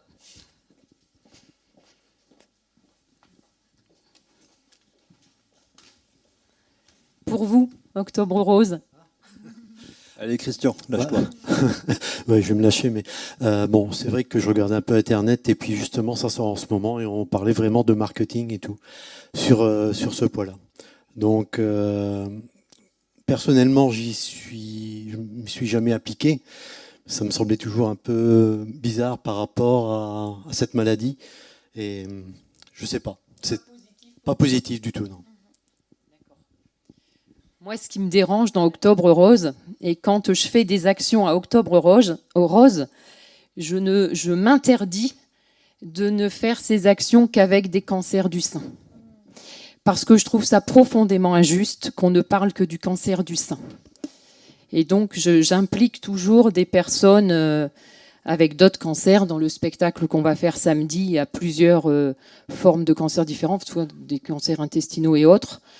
Et il y aura même des personnes en situation de handicap concernées aussi par le cancer. Parce que là, c'est un autre sujet, parce que là aussi, pour eux, le parcours, il est loin d'être simple.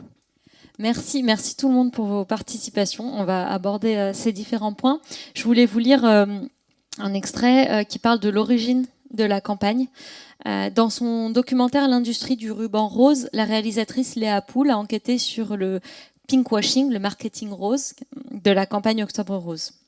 Le film décrit notamment comment, dans les années 80, Charlotte Haley, qui est une Américaine de 68 ans, qui avait vu les femmes de sa famille souffrir du cancer du sein, arpente les rues de New York, un carton à la main sur lequel on peut lire « Le budget annuel du National Cancer Institute », donc l'Institut du cancer américain, le budget annuel est de 1,8 milliard de dollars. Seulement 5% de cet argent va à la prévention du cancer.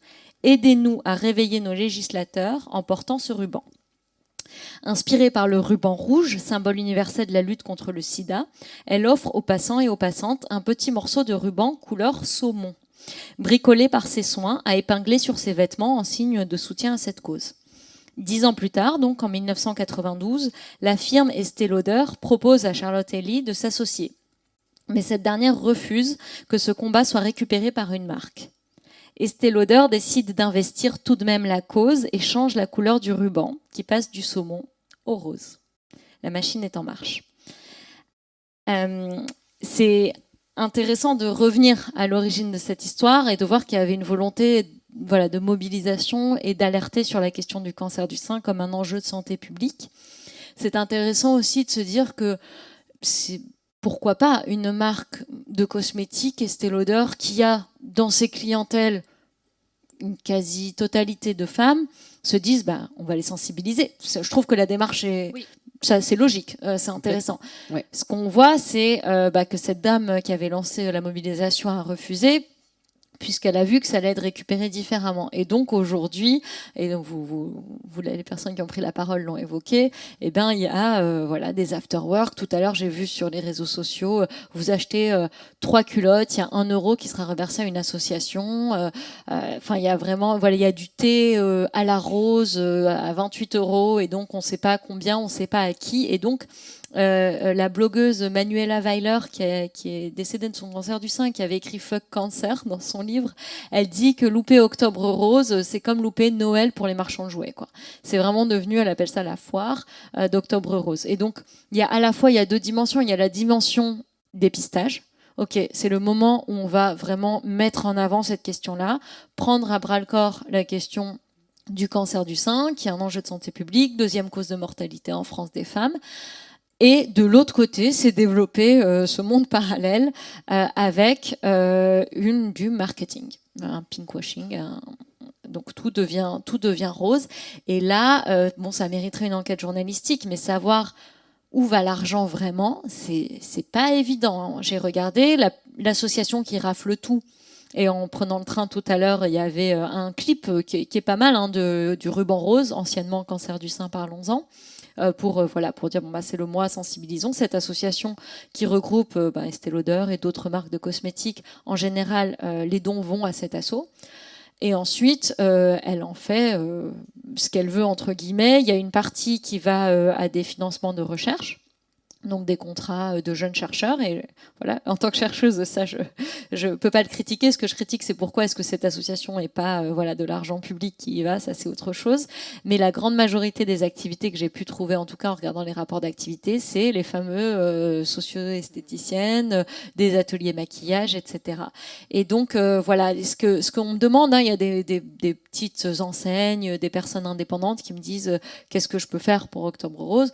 En fait, de faire sa cagnotte soi-même et de dire je vais aller le donner directement à l'hôpital, à l'oncopole, à une association locale, au comité local de la Ligue, organiser un cercle de parole, cotiser pour acheter une perruque et ensuite récolter des perruques d'anciennes patientes. Il y a vraiment des choses qu'on peut faire, mais c'est vrai que c'est plus simple et ça donne bonne conscience à tout le monde de se dire il y a 1 euro qui va aller à la recherche. Et là, j'ai complètement oublié mes slides. Ça c'est des seins au chocolat. Je comprends pas trop. Et donc ça, c'est une campagne qui avait été faite dans les Bouches-du-Rhône et qui a été retiré par la suite. Mais en gros, sur le dépistage, une femme sur 8 touchée par le cancer du sein. Et là, on voit la sexualisation de la patiente. C'est déjà fini, docteur. Enfin, c'est vraiment très... moi, je trouve ça très gênant. Et puis, bon, la campagne à qui elle s'adresse, c'est des femmes de plus de 50 ans. Voilà. Donc, il y a ce genre de choses qui réapparaissent encore régulièrement. Et là, pas plus tard que la semaine dernière, sur Facebook, Pépite Sexiste a partagé ça. Genre, c'est vraiment les soldes, quoi. Jusqu'à dimanche, 30% de réduction, une paire de gants offerte pour Octobre Rose. Quel est le rapport avec la choucroute ? Je sais pas trop. Et ce que disait madame, il y a aussi l'effet Octobre Rose. Donc ça, c'est un article en anglais du New York Times qui parle de l'effet anniversaire. En fait, pour beaucoup de femmes qui ont eu un cancer du sein, qui l'ont encore ou qui sont en rémission, c'est pas hyper joyeux en fait. Octobre Rose, ça rappelle une mammographie de dépistage, donc ça renvoie chaque année à ce trauma en fait. Donc ça peut mettre dans un état de stress post-traumatique, et même si c'est pas à ce moment-là qu'on a été dépisté, ça nous ramène à notre cancer. Et en plus, dans cet article-là, il y a une femme qui dit très justement, en fait, octobre, on parle du cancer, tout ça. Donc c'est le moment où on peut s'exprimer, où nos proches vont nous autoriser, où nos collègues vont nous demander du soutien, etc.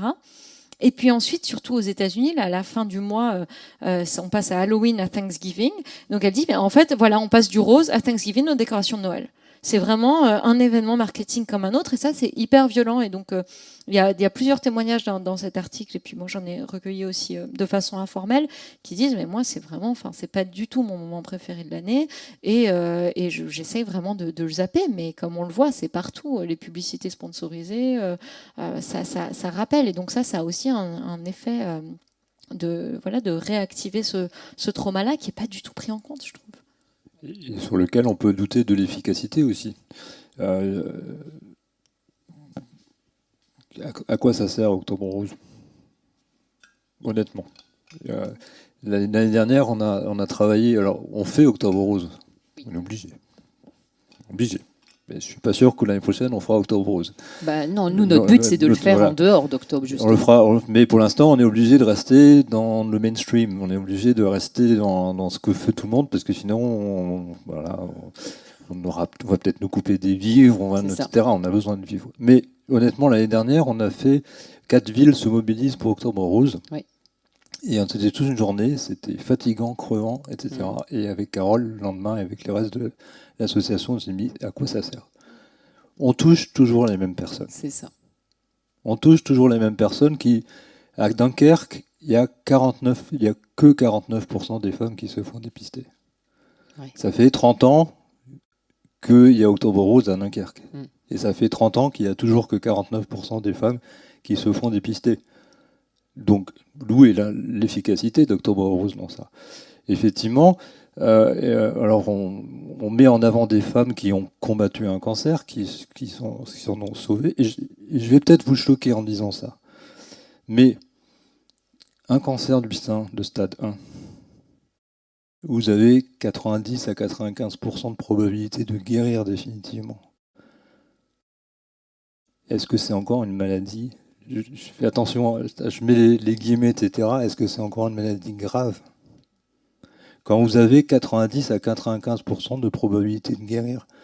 Effectivement, la dame qui a un cancer du sein de stade 1, elle a probablement fait un dépistage, on l'a opéré, on l'a bien opéré, on lui a fait sa radiothérapie, son hormonothérapie. Mais ça n'a rien à voir. Il y a des patientes qui sont métastatiques dans la salle. Gaëlle avait un cancer triple négatif. Il y a quand même encore 12 000 décès par an de cancer. Parmi ces 12 000, je ne sais plus exactement le chiffre, mais il y en a beaucoup qui sont des femmes qui ont un cancer triple négatif. Qu'est-ce qu'on fait réellement ? Alors je crois qu'il y a le 13 octobre, qui est la journée du cancer du sein métastatique. Qui c'est qui a entendu parler dans la salle de la journée du cancer du sein métastatique ? Personne. Je vais le dire, Octobre Rose, ce sont des survivantes qui ont décidé de se mettre en association et qui, chaque année, fêtent un anniversaire d'un combat pour la plupart desquels, la plupart de ces dames ont eu un cancer de stade 1. avec 95% de probabilité de guérison définitive. Bien entendu, un cancer, c'est toujours un éclair dans un ciel bleu. C'est, je prends exprès le stade de cancer, le cancer du stade 1, parce que très souvent, on n'a pas besoin de faire de chimiothérapie. Donc, on fait une opération, on fait une radiothérapie.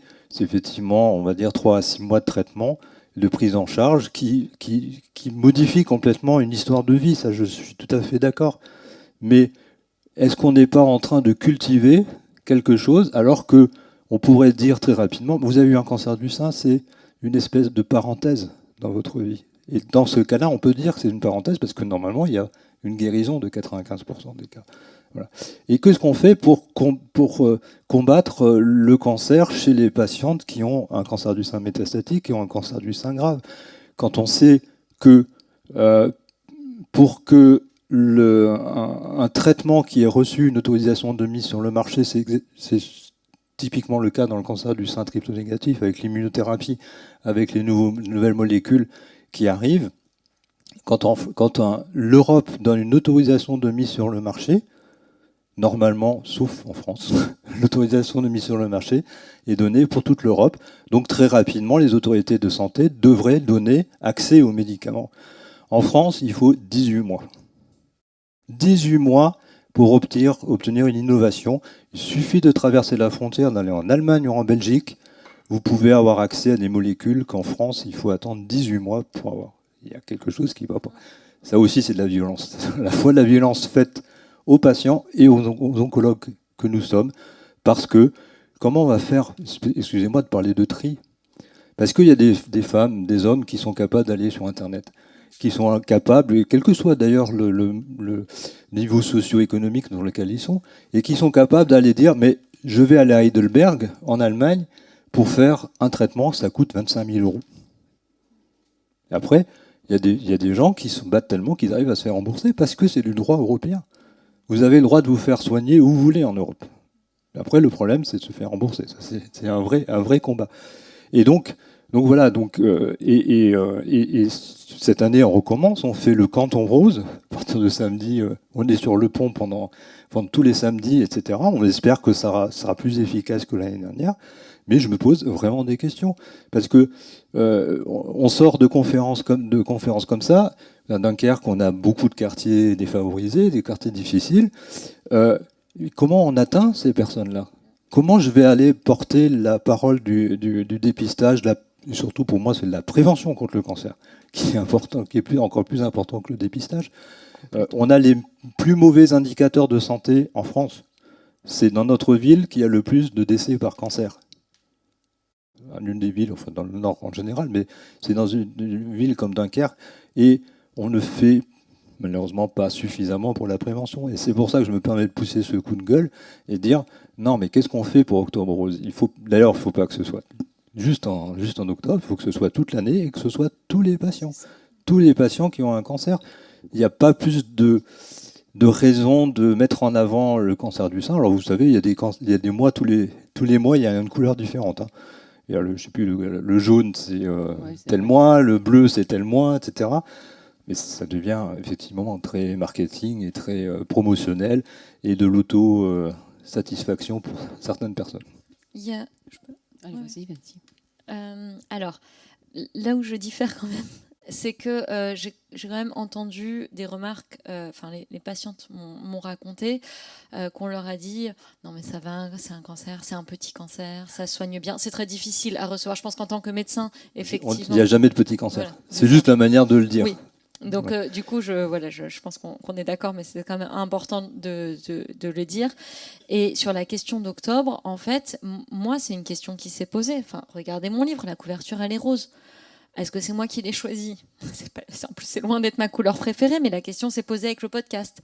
La société de production nous a dit, bon, un podcast sur le cancer du sein, il n'y en avait pas en plus à l'époque. J'ai peut-être la prétention de dire qu'on était les premières à porter cette parole-là. Ils nous ont proposé une couleur et moi j'ai hésité. Mais elle m'a dit, écoute, on s'en fiche, on veut que le message il atteigne les femmes. Donc si c'est identifié, si c'est un mécanisme, ok, et que ça permettra, là pour le coup c'est aussi quelque chose de marketing, quoi, de dire bon ok, c'est identifié, ça va nous parler, on va toucher des femmes. vas-y. Donc du coup, c'était un rose plus clair. J'ai dit, ok, mais un rose un peu plus énervé.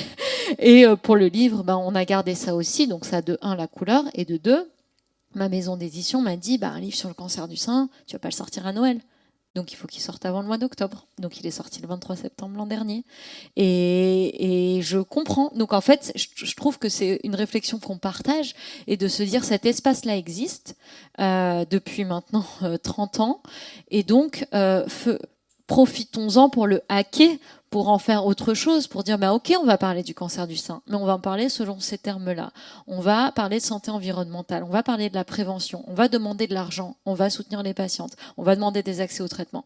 Et donc du coup, utiliser, plutôt que de dire plus d'octobre rose, et là du coup on perd cet espace, en faire autre chose. Parce que moi, j'essaye vraiment de présenter ce livre tout au long de l'année. J'ai essayé d'inscrire aussi dans l'agenda des droits des femmes la question du cancer du sein. Et en fait, la réalité, c'est que si ce n'est pas des personnes qui viennent par le biais de la santé, comme je pense beaucoup de personnes ce soir, que ce soit étudiants, que ce soit concernés, les gens ne viennent pas. Enfin, moi, j'avais organisé un super truc avec des conférencières. Il y avait 2 personnes. Parce que j'ai pas ciblé un public, j'ai pris ce risque, et maintenant je comprends. Et donc en fait, même les librairies, quand elles m'invitent sur la question de santé des femmes. Quand je vais dans des conférences, c'est plutôt santé des femmes, et j'amène à un public généraliste la question du cancer du sein. C'est ma nouvelle stratégie. Donc je pense qu'on est confronté aux mêmes choses. 2 personnes, on a connu ça, Dr Wagner, dans nos conférences qu'on fait, où on essaye de... C'était pire, c'était M0. Ouais, c'est vrai. Mais oui, complètement. Donc, mais c'est pour ça que Octobre Rose, en tout cas, nous, on essaye vraiment d'en faire quelque chose. Comme je disais, on ne cible pas que des cancers du sein, et on essaye de faire des choses qu'on n'a pas encore vues, comme le spectacle qu'on a fait il y a 3 ans, comme un nouveau spectacle qu'on va faire là samedi, où ce sont des patientes et un patient qui seront sur scène. Et en fait, on essaye de faire des événements différents pour attirer un autre public. Parce que c'est vrai qu'on en parle souvent avec le docteur Wagner, dans les salles, bien souvent, on connaît les gens. On les connaît, ce sont parfois des patientes du docteur Wagner ou des patientes de ses associés. Mais nous, ce qu'on aimerait, et nos projets, de toute façon, moi en tout cas, mon projet pour 2023, c'est d'aller dans les quartiers défavorisés et de faire des actions. Et voilà. Et du coup, avec le spectacle, c'était ça que je voulais dire, c'est que j'ai eu des réactions de patientes qui seront sur scène, mais qui m'ont dit, moi, Octobre Rose, ça me renvoie, c'est violent. Et donc, il y en a qui... Voilà, et elle est là, dans le spectacle, mais elle me dit, voilà, c'est parce que c'est avec la sauce, parce que c'est avec toi, mais moi, Octobre Rose, si c'était pas dans ce cadre-là, je ne le ferais pas, parce que c'est violent pour moi. Donc, c'est pour ça que nous, ici, à Dunkerque, on va essayer de faire différemment et plus régulièrement dans l'année, pour essayer de toucher un autre public, justement. Ce que je voulais ajouter, c'était sur la question des inégalités sociales de santé. Ça, c'est vraiment très, très important, parce que là, du coup, se mêle la question de la prévention, la question de la santé environnementale. Tout le dernier chapitre du livre, j'ai fait un post-doctorat sur la question du lien entre santé des femmes et environnement, en partant toujours du Mexique. Mais du coup, voilà, pour un patient, j'ai creusé cette question-là aussi en France. C'est extrêmement difficile d'avoir des chiffres locaux sur les cancers liés à la pollution, sur les morts liées à la pollution atmosphérique. On en a pour Paris, pour l'Île-de-France, mais vraiment c'est un combat avec les ARS pour avoir ces chiffres-là, parce que du coup se superposent les personnes qui sont précaires, les personnes qui sont issues de l'immigration postcoloniale, vivent dans les endroits les plus pollués, et sont les personnes les plus précaires qui cumulent 2-3 emplois, qui n'ont pas le temps d'aller se faire dépister, ou qui parlent pas bien français, ou qui ont vécu des discriminations avec les médecins et ne veulent pas y retourner. Et en fait, tout ça, ça se superpose et ça donne des chiffres. Voilà, vous parliez d'ici de Dunkerque. Moi, j'habite en Seine-Saint-Denis. C'est vraiment les mêmes questionnements aussi qu'on a. Et donc, j'interroge dans le livre une chercheuse qui elle, essaye d'étudier là plus précisément ce qui se joue autour de la question de la littératie en santé, donc la compréhension en fait de la discussion entre les médecins et les patients, de connaissance des enjeux, des mécanismes, des conséquences, etc. Mais on a besoin aussi de recherche en sciences sociales là-dessus et d'avoir accès à ces données. Et pour parler aussi des chiffres, ce que je voulais dire tout à l'heure, nous les chiffres de 58 000 femmes touchées par an, ça date de 2018. 2018. On n'a pas de chiffres plus récents. Sur l'incidence, la moyenne d'âge, est-ce que ça augmente, est-ce que ça diminue? Est-ce que j'ai, moi, juste l'impression de voir des plus jeunes parce que je travaille dessus? Donc forcément, il y a cet effet que les femmes jeunes vont venir me parler. Est-ce qu'il y a vraiment des données concrètes sur cet âge, sur l'âge? On manque de ça. Voilà C'est une citation de fin. On a épuisé les 4. Enfin, on a ouvert les 4 questions. Est-ce qu'on va laisser la parole à la salle? Quelles sont vos réactions? Qu'est-ce que vous pensez de ce qu'on a dit? Est-ce que ça si vous a choqué, vous pouvez nous le dire aussi. Oui, il y a une question qui revient assez souvent. C'est la question de l'être humain. Une femme, c'est d'abord un être humain, comme tout être humain. Et excusez-moi, je suis ému parce que... Non, c'est pas grave. Je trouve même dans votre discours, je n'entends pas ce mot-là. Que peut-on faire de l'être humain? Que peut-on faire de l'histoire de cet être humain dans cette mouvance de médecine, voilà. Et je crois que je sais pas, ça c'est mon émotion personnelle, mais voilà. J'ai vécu ça il y a 24 ans avec ma première épouse, voilà. Avec Christian, on parle souvent de l'univers et de plein de choses comme ça. C'est vrai. Et ça me fait juste rebondir qu'un des institutions qui nous soutient ce soir m'a permis de faire un podcast tout à l'heure, d'enregistrer un podcast tout à l'heure avec un ami et confrère de Perpignan. Et c'est c'est étonnant tout ce que tu viens de dire parce qu'on est complètement dans ça. On parlait d'oncologie intégrative, de soins de support, etc. Et en fait, on a redéfini un nouveau concept, enfin, pour moi qui concerne un nouveau concept, qui s'appelle l'oncologie humaniste. Et c'est juste rebondir sur ça parce que c'est vrai que c'est... Oui, merci pour votre remarque et votre question, parce que ça me permet de dire quelque chose que j'avais oublié. Quand on parlait tout à l'heure de féminité, Maëlle, elle disait, en fait, moi, quand je perds mes cheveux, oui, c'est un choc. Mais c'est un choc parce que ça touche à mon intégrité physique et que c'est une question d'intégrité. Et quand on parle des violences oncologiques, quand on parle voilà, c'est des choses qu'on raconte dans le livre, mais en fait, de devoir suriner dessus parce que on ne veut pas venir nous emmener aux toilettes ou nous changer, etc., et qu'on doit essuyer soi-même son urine sur le sol, c'est une atteinte à sa dignité d'être humain. Et donc ça, c'est vraiment quelque chose qui est important. Donc merci de me donner l'opportunité de le rappeler. Et à partir de là, si on part effectivement de la question de la dignité, du coup, c'est la base de la médecine. La médecine est là pour soigner, pour accompagner, pour envelopper. Quand après s'ajoute d'autres choses, la façon dont on est perçu, moi je suis perçue dans la société comme une femme arabe. Et ça, je suis un être humain, mais les gens me perçoivent comme ça. Du coup, il y a ça qui vient s'ajouter à la relation. Donc c'est vrai que si de base, on n'a pas ce concept-là de dignité, de respect, de l'intégrité de la personne, ensuite s'ajoute le sexisme, le racisme et beaucoup la question de discrimination du handicap. Il y a plein d'autres choses qui viennent s'ajouter. Mais du coup, je vous rejoins là-dessus.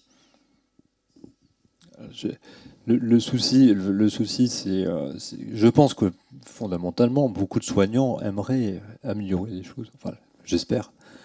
Le souci, c'est comment on marie l'économique, le sociologique, le temps, etc. Et c'est vraiment ce travail-là qu'il faut mener, qui doit être un combat, c'est de dire comment est-ce qu'on remet la santé et l'accompagnement au centre de notre dispositif. On prend un exemple tout bête, le jour où l'assurance maladie s'appellera assurance santé et pas maladie, je pense qu'il y aura en France déjà une évolution fondamentale. Oui,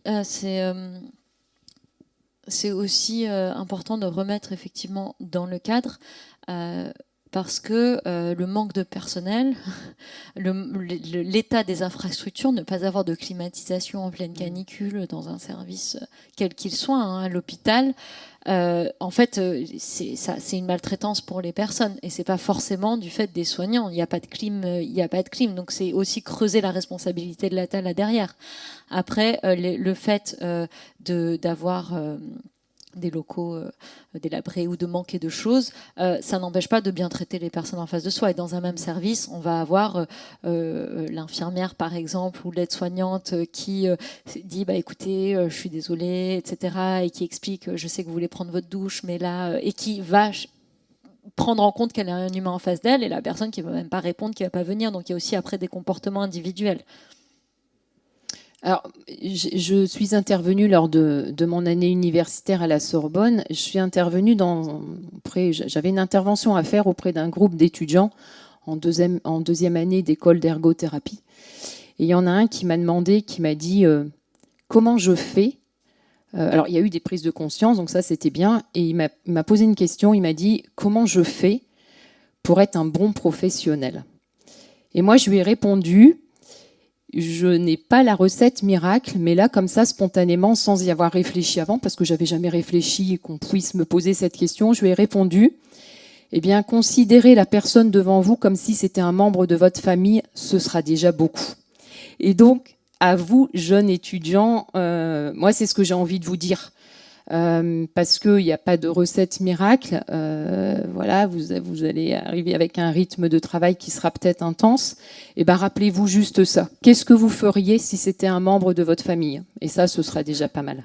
Et puis il y a juste derrière une enseignante qui va dire mais il faut garder la juste distance, donc ne considérez pas votre patient comme quelqu'un de votre famille. Tu vois, ouais, enfin moi j'ai un peu de mal avec ça. Mais c'est comme ça, hein, c'est la réalité aussi. Ouais. On va peut-être reprendre des questions. Il y a une question, oui. J'ai un peu été interpellée par rapport à votre discours, notamment sur la prise en charge. En tant que future, je l'espère, future infirmière, si j'ai choisi de faire ce métier, c'est avant tout pour l'accompagnement et la prise en charge de mon patient. Et comme vous le disiez, de le considérer vraiment comme une personne qui pourrait être membre de ma famille. Mais du coup, ça m'interpelle dans le sens où, comme vous l'avez dit, un professionnel de santé qui voit une personne faire une mammographie, pour lui, il n'a pas ressenti de douleur, il a bien vécu, donc du coup, il ne prend pas en compte la considération de la patiente, de ce qu'elle ressent. Et dans ce cas-là, pour moi, c'est vraiment interpellant. Parce que je pense que, oui, il y a toute cette dimension de relation avec le patient, mais du coup, je comprends pas qu'on n'ait pas le temps, qu'on ait un manque de moyens financiers ou que ce soit matériel. Non, c'est notre patient en priorité. S'il a des besoins, que ce soit au niveau psychologique ou de parler, de discuter ou même de prendre une douche, faut prendre le temps. Voilà. J'ai rien à ajouter. Hein. Ce qui revient, c'est souvent sur la question des maltraitances et des violences. Il y a prendre le temps, effectivement, d'expliquer. Et il y a la question du consentement. Parce qu'en fait, de dire... est-ce que c'est OK? Est-ce que vous avez tout compris? On va vous faire tel acte, et de le faire sans poser la question, ça crée une expérience différente. Et ce que me racontent les femmes, donc là j'élargis toutes les questions médicales, mais souvent ça va pas être l'acte en lui-même qui a été violent, ça va être le fait qu'on leur a pas expliqué pourquoi on l'a fait dans la précipitation, on n'a pas pris en compte leur douleur, après on les a laissés comme ça. C'est tout le processus autour. Donc ce que vous dites d'écouter et de prendre le temps, c'est clé dans l'expérience des patients et des patients. Je prends un autre exemple dans ma 3e vie. Quand j'étais encore à Strasbourg, je travaillais dans une clinique confessionnelle. Et je faisais partie du comité d'éthique. Et pendant un an, on s'est posé la question effectivement de savoir si c'était une violence dans un service d'obliger, dans un EHPAD, enfin dans un service, dans un long séjour, une unité de soins longue durée, d'obliger les patients hospitalisés de faire une toilette tous les jours. On a mis un an pour avoir une réponse du comité d'éthique sur ça. La réponse, c'était qu'on n'avait pas de réponse. Parce qu'il y avait la confrontation entre l'économique et l'humain. C'est dire, oui, mais si on commence à ne plus faire de toilettes à nos patients tous les jours, on va nous sucrer du personnel et on n'aura plus le temps du machin, etc. Enfin, on n'a pas eu de réponse. Bonsoir. Moi, je voulais intervenir sur les cancers phase 1. Qu'on en guérit à 90 ou 95%. Limite, je suis presque gênée d'être là parce qu'il y a 6 mois, j'ai été opérée d'une tumeur au sein droit. Et phase 1, donc qui a entraîné de la radiothérapie avec des effets secondaires également. Et pourtant, j'ai un cancer. j'ai eu un cancer. Voilà, c'est Merci le mot. de le repréciser, vous avez eu un cancer. Oui, non mais après, je pense que c'est le mot. Voilà, c'est le mot qui fait peur parce que je pense que à la consultation d'annonce, le sol s'est ouvert sous mes pieds. Enfin voilà, et c'est tout à fait par hasard aussi que j'ai fait une mammographie où j'ai entendu, où on m'a fait des réflexions, voilà, sur ma poitrine généreuse. On m'a dit bon, on n'aura pas de mal à faire votre mammographie. Enfin voilà. Et après on me dit bougez pas, on fait une échographie, puis après vous revenez parce qu'on va faire une ponction. Donc voilà, c'est violent aussi, mais ça reste un cancer et avec des effets encore aujourd'hui. Bien entendu, c'est pour ça que j'ai mis les bémols et les guillemets et puis tout ça, c'est important. Mais il faut qu'on travaille sur le processus de guérison derrière. Ce processus de guérison. Alors, bien sûr, on va vous dire, est-ce que je suis guéri? J'en sais rien, parce qu'il y a quand même 5 ou 10%. D'accord? Et je vous dirai dans 10 ans. Dans 10 ans, rendez-vous dans 10 ans, effectivement, il n'y a pas eu de récidive, donc on peut considérer que vous êtes guéri. Mais ce que je voulais dire, c'est qu'il faut aussi travailler en amont sur ce processus de guérison. C'est dire, oui, alors... c'est une maladie dont on peut guérir. Et effectivement, il y a ce mot. Est-ce qu'il faut changer le mot? J'en sais rien. Est-ce qu'un stade 1, il faut l'appeler, je sais pas, autrement? Mais une phase d'acceptation, c'est évident.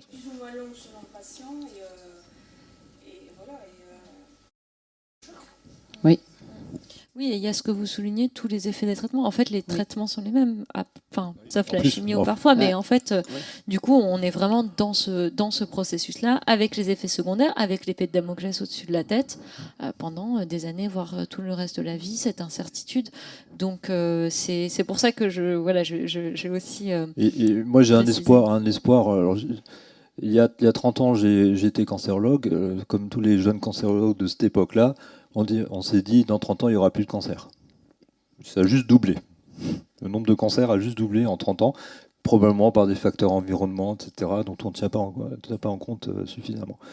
Il y a eu l'effet dépistage, effectivement. Mais par contre, on fait encore trop, et je le dis, mais je pense que je ne le verrai plus, on fait encore trop de traitements de masse. Vous l'avez dit, on fait un standard. On standardise les traitements, c'est pour tout le monde la même chose. Et on n'arrive pas à personnaliser les traitements. Et j'espère que la prochaine grande avancée en cancérologie, ça va être de pouvoir personnaliser au maximum les traitements, parce que toutes les femmes qui ont un stade 1 n'ont pas forcément besoin du même traitement de radiothérapie et hormonothérapie. Et on est même en train d'aller plus loin. Comme on se rend compte qu'on plafonne à 50% de dépistage, il y a une grande étude européenne qui est en train de démarrer où on va personnaliser les dépistages. C'est-à-dire qu'au lieu de le faire à tout le monde, on va prendre que les femmes à risque de développer un cancer du sein, et toutes les femmes qui ont qui ont très peu de risque de faire un cancer du sein, on ne va plus les dépister. Donc là aussi, c'est rendez-vous c'est dans 20 ans. On aura le résultat dans 20 ans. Vous parlez de personnaliser les traitements, mais dans l'esprit de certaines personnes qui se comportent comme cette femme à qui on n'a pas donné une douche, certains soignants ont aussi tendance à généraliser les cancers, à ne pas se dire que chacun a son cancer, chacun est particulier. Parce qu'on a déjà vu un cancer du sein chez l'autre, on pense que chez l'autre, ça va être pareil. Exactement. Alors que chacun a vraiment sa façon de, comme elle dit, on peut être au stade 1 et au stade 3 et souffrir encore plus au stade 1 Bien sûr. qu'au stade 3. C'est ça, et je pense qu'il n'y a pas assez de prise de conscience que chacun est un cas particulier. Je vais encore aller plus loin dans votre sens, et chaque personne a le droit de choisir. Elle a le droit de choisir son traitement. Parce que moi, ce que je fais, c'est je traite des statistiques. Ça paraît aussi violent en disant ça, mais effectivement, j'ai des cases, j'ouvre mes cases. Un cancérologue, c'est consultation entre 7 à 10 minutes, c'est très rapide. Prise de décision d'un cancérologue, 6 secondes. Il prend la décision de traitement en 6 secondes. Parce qu'on a des algorithmes. On est une espèce d'intelligence artificielle, mais on ne devrait pas être cette intelligence artificielle, parce qu'il faudrait qu'on puisse laisser à tout le temps le libre choix du traitement. Je veux pas d'hormonothérapie. Alors, je vais insister parce que c'est mon devoir, mais en même temps, je sais que en faisant une hormonothérapie, je sauve peut-être je suis obligé de traiter 9 femmes, 10 femmes pour en sauver 2. Donc il y en a 7 qui n'ont pas besoin de l'hormonothérapie. Mais je suis obligé de rester dans ces clous-là, parce que sinon, s'il y a un problème, le code de déontologie, le machin, etc., poum, on va me tuer. Donc, oui. Mais il faut sortir de ces protocoles, il faut oser sortir de ces protocoles. Mais à partir du moment où je pense qu'on a une relation sachant-patient ouverte, je pense qu'il doit y avoir un espace de liberté, mais il faut encore l'augmenter pour que la personne fasse son choix. J'ai des personnes qui refusent de faire de la chimiothérapie, j'ai des personnes qui refusent de faire de l'hormonothérapie, etc. Et bien, c'est leur choix. Et je les accompagnerai pendant les 10 ans de leur choix. Je vais juste ajouter, ça me fait penser ce que vous dites au fait que pour les femmes, 30 ans, 35 ans, qui ont un cancer du sein, la première case, ou un cancer en général, ça va être congélation des ovocytes. Vous êtes jeune, vous n'avez pas d'enfant, vous en avez un, vous allez en vouloir d'autres. Donc en fait, bim, voilà, cette décision, c'est d'abord congélation des ovocytes, et puis on va vous reconstruire parce que vous ne pouvez pas rester qu'avec un sein. Ou là, si elle demande une mastectomie contralatérale, c'est pas du tout dans le schéma, c'est pas ce qui est attendu d'elle, et donc du coup, c'est une voie qui est hyper difficile à entendre. Donc à la fois le fait de voir plein de patients et de patientes, en tant que soignante, on acquiert de l'expérience. Mais du coup, parfois, on rentre effectivement dans des automatismes. On dit, telle patiente, elle a besoin de ça parce que je me réfère aux autres, à ce que j'ai appris et puis à ce que j'ai vécu aussi. Donc, il y a vraiment cet enjeu de pouvoir écouter et donc d'avoir aussi le temps de le faire et la formation, en fait. Et ce que j'ai appris en écrivant le livre, c'est que les médecins ne sont pas formés à la communication, ils ne sont pas formés à l'empathie, comme vous le disiez tout à l'heure, on leur dit de se couper de leurs patients. Il y a tout un enjeu aussi de ce qu'on appelle le stress post-traumatique secondaire, donc d'écouter des histoires de patients, de patientes, ça nous impacte au bout d'un moment, donc il y a cette idée de se préserver, mais en fait il y a une différence entre vraiment tout couper et apprendre à gérer cette gestion du trauma des autres personnes. Oui, je voulais dire, depuis tout à l'heure, tout le monde parle des questions d'humanité, d'empathie, d'écoute, etc. Et du coup, là, on voit bien, effectivement, vous décrivez votre quotidien professionnel qui est des cases, des statistiques, etc. Et du coup, je pose aussi cette question de comment est-ce que les soignants se sentent aussi, eux, traités par l'autorité hospitalière, en fait, comment est-ce qu'eux-mêmes peuvent casser ces codes, faire évoluer par rapport à cette dichotomie qui est toujours économique versus humanité. C'est la question du coup que je vous pose en retour, c'est comment vous êtes aussi potentiellement maltraité par des choses qu'on vous demande d'appliquer et pour lesquelles vous avez plus ou moins de marge de manœuvre, je l'ignore. On change de vie quand on peut. On sort du système. Il y a des médecins qui sont sortis du système, des cancérologues célèbres qui sont sortis du système. J'en ai rencontré un hier à Dunkerque. Mais c'est à nos risques et périls. C'est ça le problème. C'est à la fois nos risques et périls à nous, mais aussi aux patients qui nous font confiance à ce moment-là. Il y a maintenant à Dunkerque, on développe beaucoup ce qu'on appelle la cancérologie intégrative, donc l'accès à ce qu'on appelle les interventions non médicamenteuses ou qu'on appelait dans le temps les médecines complémentaires, qui ne sont plus alternatives, qui ne doivent plus être alternatives, mais on prend des risques. On prend des risques quand le médecin et son patient sortent de ce qui est tracé, du protocole. Donc voilà. C'est la seule réponse, mais dans le système, on ne veut pas. Il faut sortir du système. Moi, j'ajouterais autre chose, du coup. C'est... En fait, tout à l'heure, je disais quand je parlais des violences oncologiques, en fait, c'est quelque chose qui doit nous concerner toutes et tous, et que du coup, une meilleure médecine se fait avec les patients, patientes, et avec les soignants, soignantes qui se remettent en question, et nous en soutien, et Et pour soutenir les médecins, enfin, il faut qu'on soit là. Si on demande aux médecins de s'améliorer, de prendre le temps de nous écouter, de faire la base du métier et de nous respecter, en fait, il faut aussi que nous, on puisse être là pour exiger des politiques publiques d'ampleur, de lutter contre la fermeture des services et du coup de manifester, d'exprimer notre soutien aussi politique. Donc c'est vraiment toute cette question-là. Quand je parle des violences médicales, souvent, c'est pour ça, j'apprécie cette conversation parce que certains médecins, vraiment, c'est très difficile. Ils me parlent tout de suite du fait qu'eux-mêmes sont maltraités par le système et ça, je l'entends, mais la question des violences, elle doit, pour se résoudre, vraiment être prise en compte par tout le monde et c'est par une alliance en fait qu'on fera une meilleure médecine. Et donc l'alliance, elle vient aussi de nous montrer en tant que patients-patientes notre soutien à nos médecins. Et puis pour les médecins, de perdre leur pouvoir médical et de le partager avec d'autres, avec une patiente partenaire par exemple. C'est quand même, voilà, c'est des intervenants d'intervention non médicamenteuse. Vous parliez tout à l'heure d'acupuncture, des choses comme ça, mais il y a 450 interventions non médicamenteuses reconnues par l'OMS au monde. Alors, il y en a une qui s'appelle, je prends toujours parce que c'était le seul U dans la liste, c'est l'urinothérapie. Pas très sûr que l'urinothérapie fonctionne, mais voilà, mais faisons ce tri pour qu'il y ait une vraie équipe autour du patient et que le médecin redevienne son rôle d'expert, qui doit être simplement le chef d'équipe.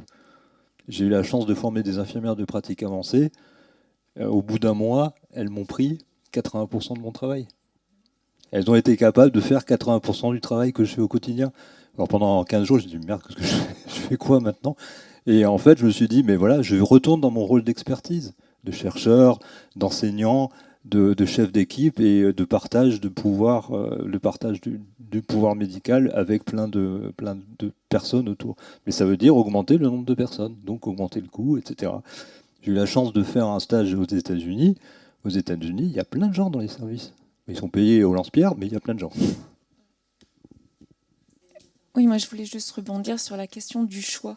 Oui, les patientes ont peut-être le choix, mais encore faut-il le savoir et oser le faire. Et je rejoins d'autres témoignages, en fait, c'est un choc et on veut toutes les chances de notre côté, on veut tout faire et on ne prend pas ça comme un choix. On est face à un clinicien qui sait.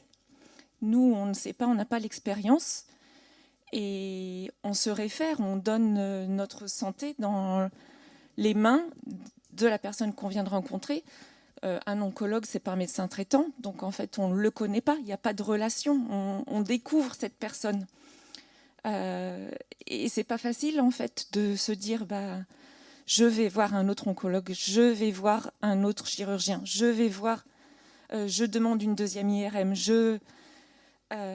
voilà, c'est très compliqué. Et c'est vrai que si, j'ai beaucoup apprécié le mot équipe, s'il pouvait y avoir des équipes pluridisciplinaires avec les médecins traitants pour accompagner l'annonce, je pense que ce serait différent.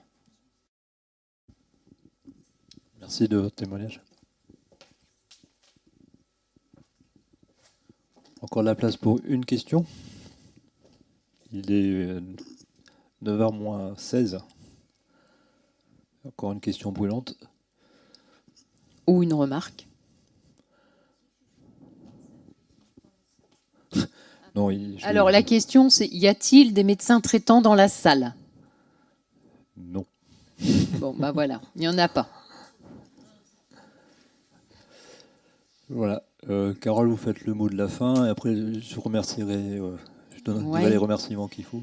Le mot de la fin, moi je dirais, je vais essayer de répondre un petit peu à Anne, même si je sais que ma réponse, elle touche pas forcément tout le monde et qu'elle va peut-être pas forcément aider.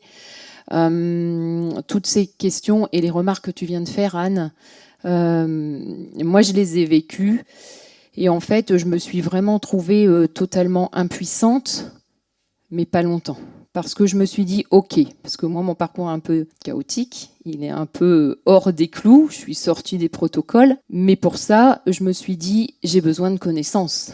Moi, je viens de la logistique, je suis pas scientifique et j'ai pas de connaissances médicales. Et c'est là où moi j'ai eu envie d'aller me former, j'ai eu envie d'aller creuser, j'ai eu envie de connaître mon dossier par cœur.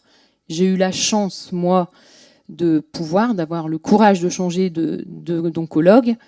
Et voilà, et j'ai été enfin, en tout cas, écoutée, où on a cherché des solutions ensemble. Et pour la première fois, j'avais des vraies explications. Parce que les autres praticiens que j'ai vus, que ce soit chirurgien ou autre oncologue, c'est le protocole. Quand je posais une question, c'est « Non mais attendez, Mme Berthaud, quand je disais « Pourquoi on me demande de faire ça ?» Parce que j'allais de mauvaise nouvelle en mauvaise nouvelle. Et donc, c'était toujours pire. Et donc, on me dit « Mais parce que c'est le protocole. » Mais moi, je m'en fiche que c'est le protocole. Ça ne me répond pas à ma question. Jusqu'à ce que je rencontre, donc moi, c'est pas un secret, j'ai fait la rencontre du docteur Wagner suite à une conférence. Et j'ai dit, moi, c'est avec lui que je veux aller.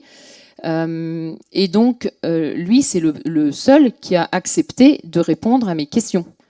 Et suite à ça, quand on a vraiment tout en main, après, on a cette possibilité de continuer à creuser, de continuer à chercher et de faire ses propres choix. C'est pas forcément facile de faire ses propres choix, mais quand vous êtes vraiment accompagné par un médecin que vous sentez professionnel, là, c'est uniquement une question de ressenti, parce que n'ayant pas les connaissances, j'en sais rien. En tout cas, moi, c'est ce que je ressentais et c'est ce dont j'avais besoin. Et du coup, pour aller dans le sens un peu du livre aussi de Mounia, c'est qu'à l'époque, j'étais choquée par certaines réactions de patientes qu'on n'a pas abordées ici. C'était « Ouais, mais moi, je suis contente d'être avec tel médecin, parce que qu'est-ce qu'il est beau !» Et moi, j'ai regardé et j'ai dit, mais moi, en fait, j'en savais rien s'il était beau. J'avais même pas regardé si celui que je quittais était beau, parce que moi, je m'en foutais complètement qu'il soit beau. Où on me dit, ah ouais, mais tel oncologue, il paraît pas sympa, puis il sourit pas beaucoup. Moi, je m'en fous qu'on me sourit pas.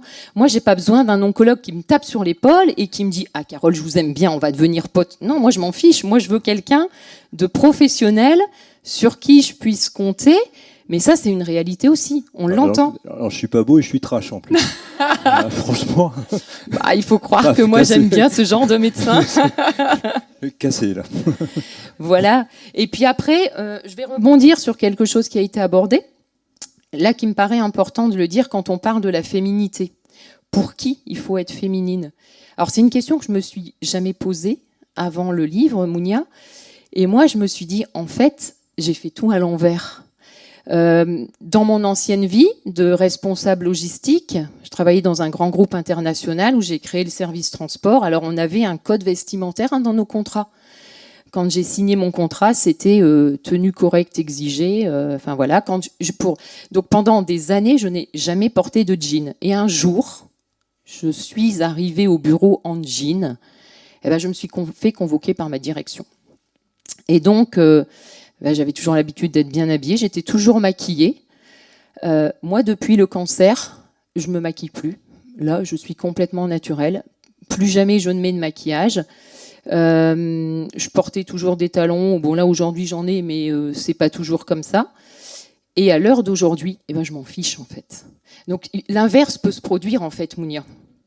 Et avant, effectivement, avant la maladie, pour moi, être féminine, ça passait par le maquillage, il fallait faire un brushing, il fallait être bien coiffée, j'avais les cheveux longs. Aujourd'hui, ils sont courts. Alors, il y a des gens qui m'ont dit « Ah, t'étais quand même mieux avec tes cheveux longs. » Peut-être. Je m'en fiche. Aujourd'hui, mes cheveux comme ça, de ne pas me maquiller, ça correspond vraiment à celle que je suis aujourd'hui. Et grâce à mon parcours, moi, quelque part. Moi, c'est mon parcours qui m'a fait devenir celle que je suis. Donc, oui, on rencontre des difficultés. Parfois, c'est ces difficultés qui font qu'on prend conscience de certaines choses et on change. Mais là encore, je ne vais pas approfondir ça parce que je sais que tout le monde n'est pas capable de faire ça. Chacun le fait avec qui il est et avec son vécu. Oui, je sais que c'était le mot de la fin, mais peut-être, si vous me permettez, vraiment dire que c'est des conversations comme on a là, vos participations, de pouvoir porter cette parole et de rencontrer d'autres personnes, en fait, de se dire, ah oui, c'est possible, en fait. Carole, elle l'a fait. Elle aussi, elle a eu tel traitement avec tel effet, qu'est-ce qu'elle en a fait? Ah, on peut demander plusieurs fois, on peut retourner voir pour poser des questions à son oncologue. En fait, si on ne parle pas entre nous et de façon générale sur tous ces sujets tabous, en fait, on est isolé. Voilà ce que disait aussi Maëlle, c'est c'est que pour elle, c'est explorer cette question-là de son point de vue de femme et de cette démarche militante, c'était créer des alliances aussi et être portée par le vécu des autres femmes. Ok, merci à toutes les deux. C'était excellent, comme d'habitude. Merci beaucoup. Il me reste à remercier les industriels qui nous ont soutenus. Alors, comme c'est filmé, je ne dirai pas leur nom, mais j'y pense très, très fortement. Vous avez vu sur la diapositive tout à l'heure. Mais par contre, vous avez aussi la possibilité en sortant de tester de la réalité virtuelle avec l'application Wish qui permet de faire des expériences, donc c'est encore disponible. Des annonces pour notre prochaine conférence, alors, il y en a plein en octobre. L'Octobre Rose, ça commence samedi et ça se termine le 29, merci. Dans l'ordre, donc Capelle, Berg, Armboutzkapelle et Côte-Kervranche, je suis arrivé à le sortir. Dans l'ordre, donc tout ça, nous suivre sur les réseaux sociaux et une prochaine conférence qui va être aussi un petit peu dans le cadre du Festival Off Octobre Rose, c'est avec Monsieur Christian Elloy, qui est le premier naturopathe à s'être installé à Lille il y a presque 50 ans maintenant, et qui a créé un laboratoire qui s'appelle Herbe et Tradition, et on va parler de nous tous les deux avec Christian sur la place des médecines complémentaires en la prise en charge de la santé intégrative en général, mais en cancérologie en particulier, et essayer de comprendre pourquoi on s'est pris 20 ans de retard en France par rapport aux États-Unis. J'ai eu la chance d'intervenir au Conservatoire national d'art et métiers il y a une quinzaine de jours. On était invités, les Dunkerquois ont été invités au Conservatoire national d'art et métiers pour montrer ce qu'ils font, ce qu'on fait à Dunkerque. Et il y a eu une présentation d'un des papes de la santé intégrative américaine. Il avait 50 000 mètres carrés. Nous, à UXEM, on n'a que 100 mètres carrés. Donc, on commence, mais voilà, c'est juste là, pour vous montrer. Mais ça fait 40 ans qu'ils font de la santé intégrative aux États-Unis.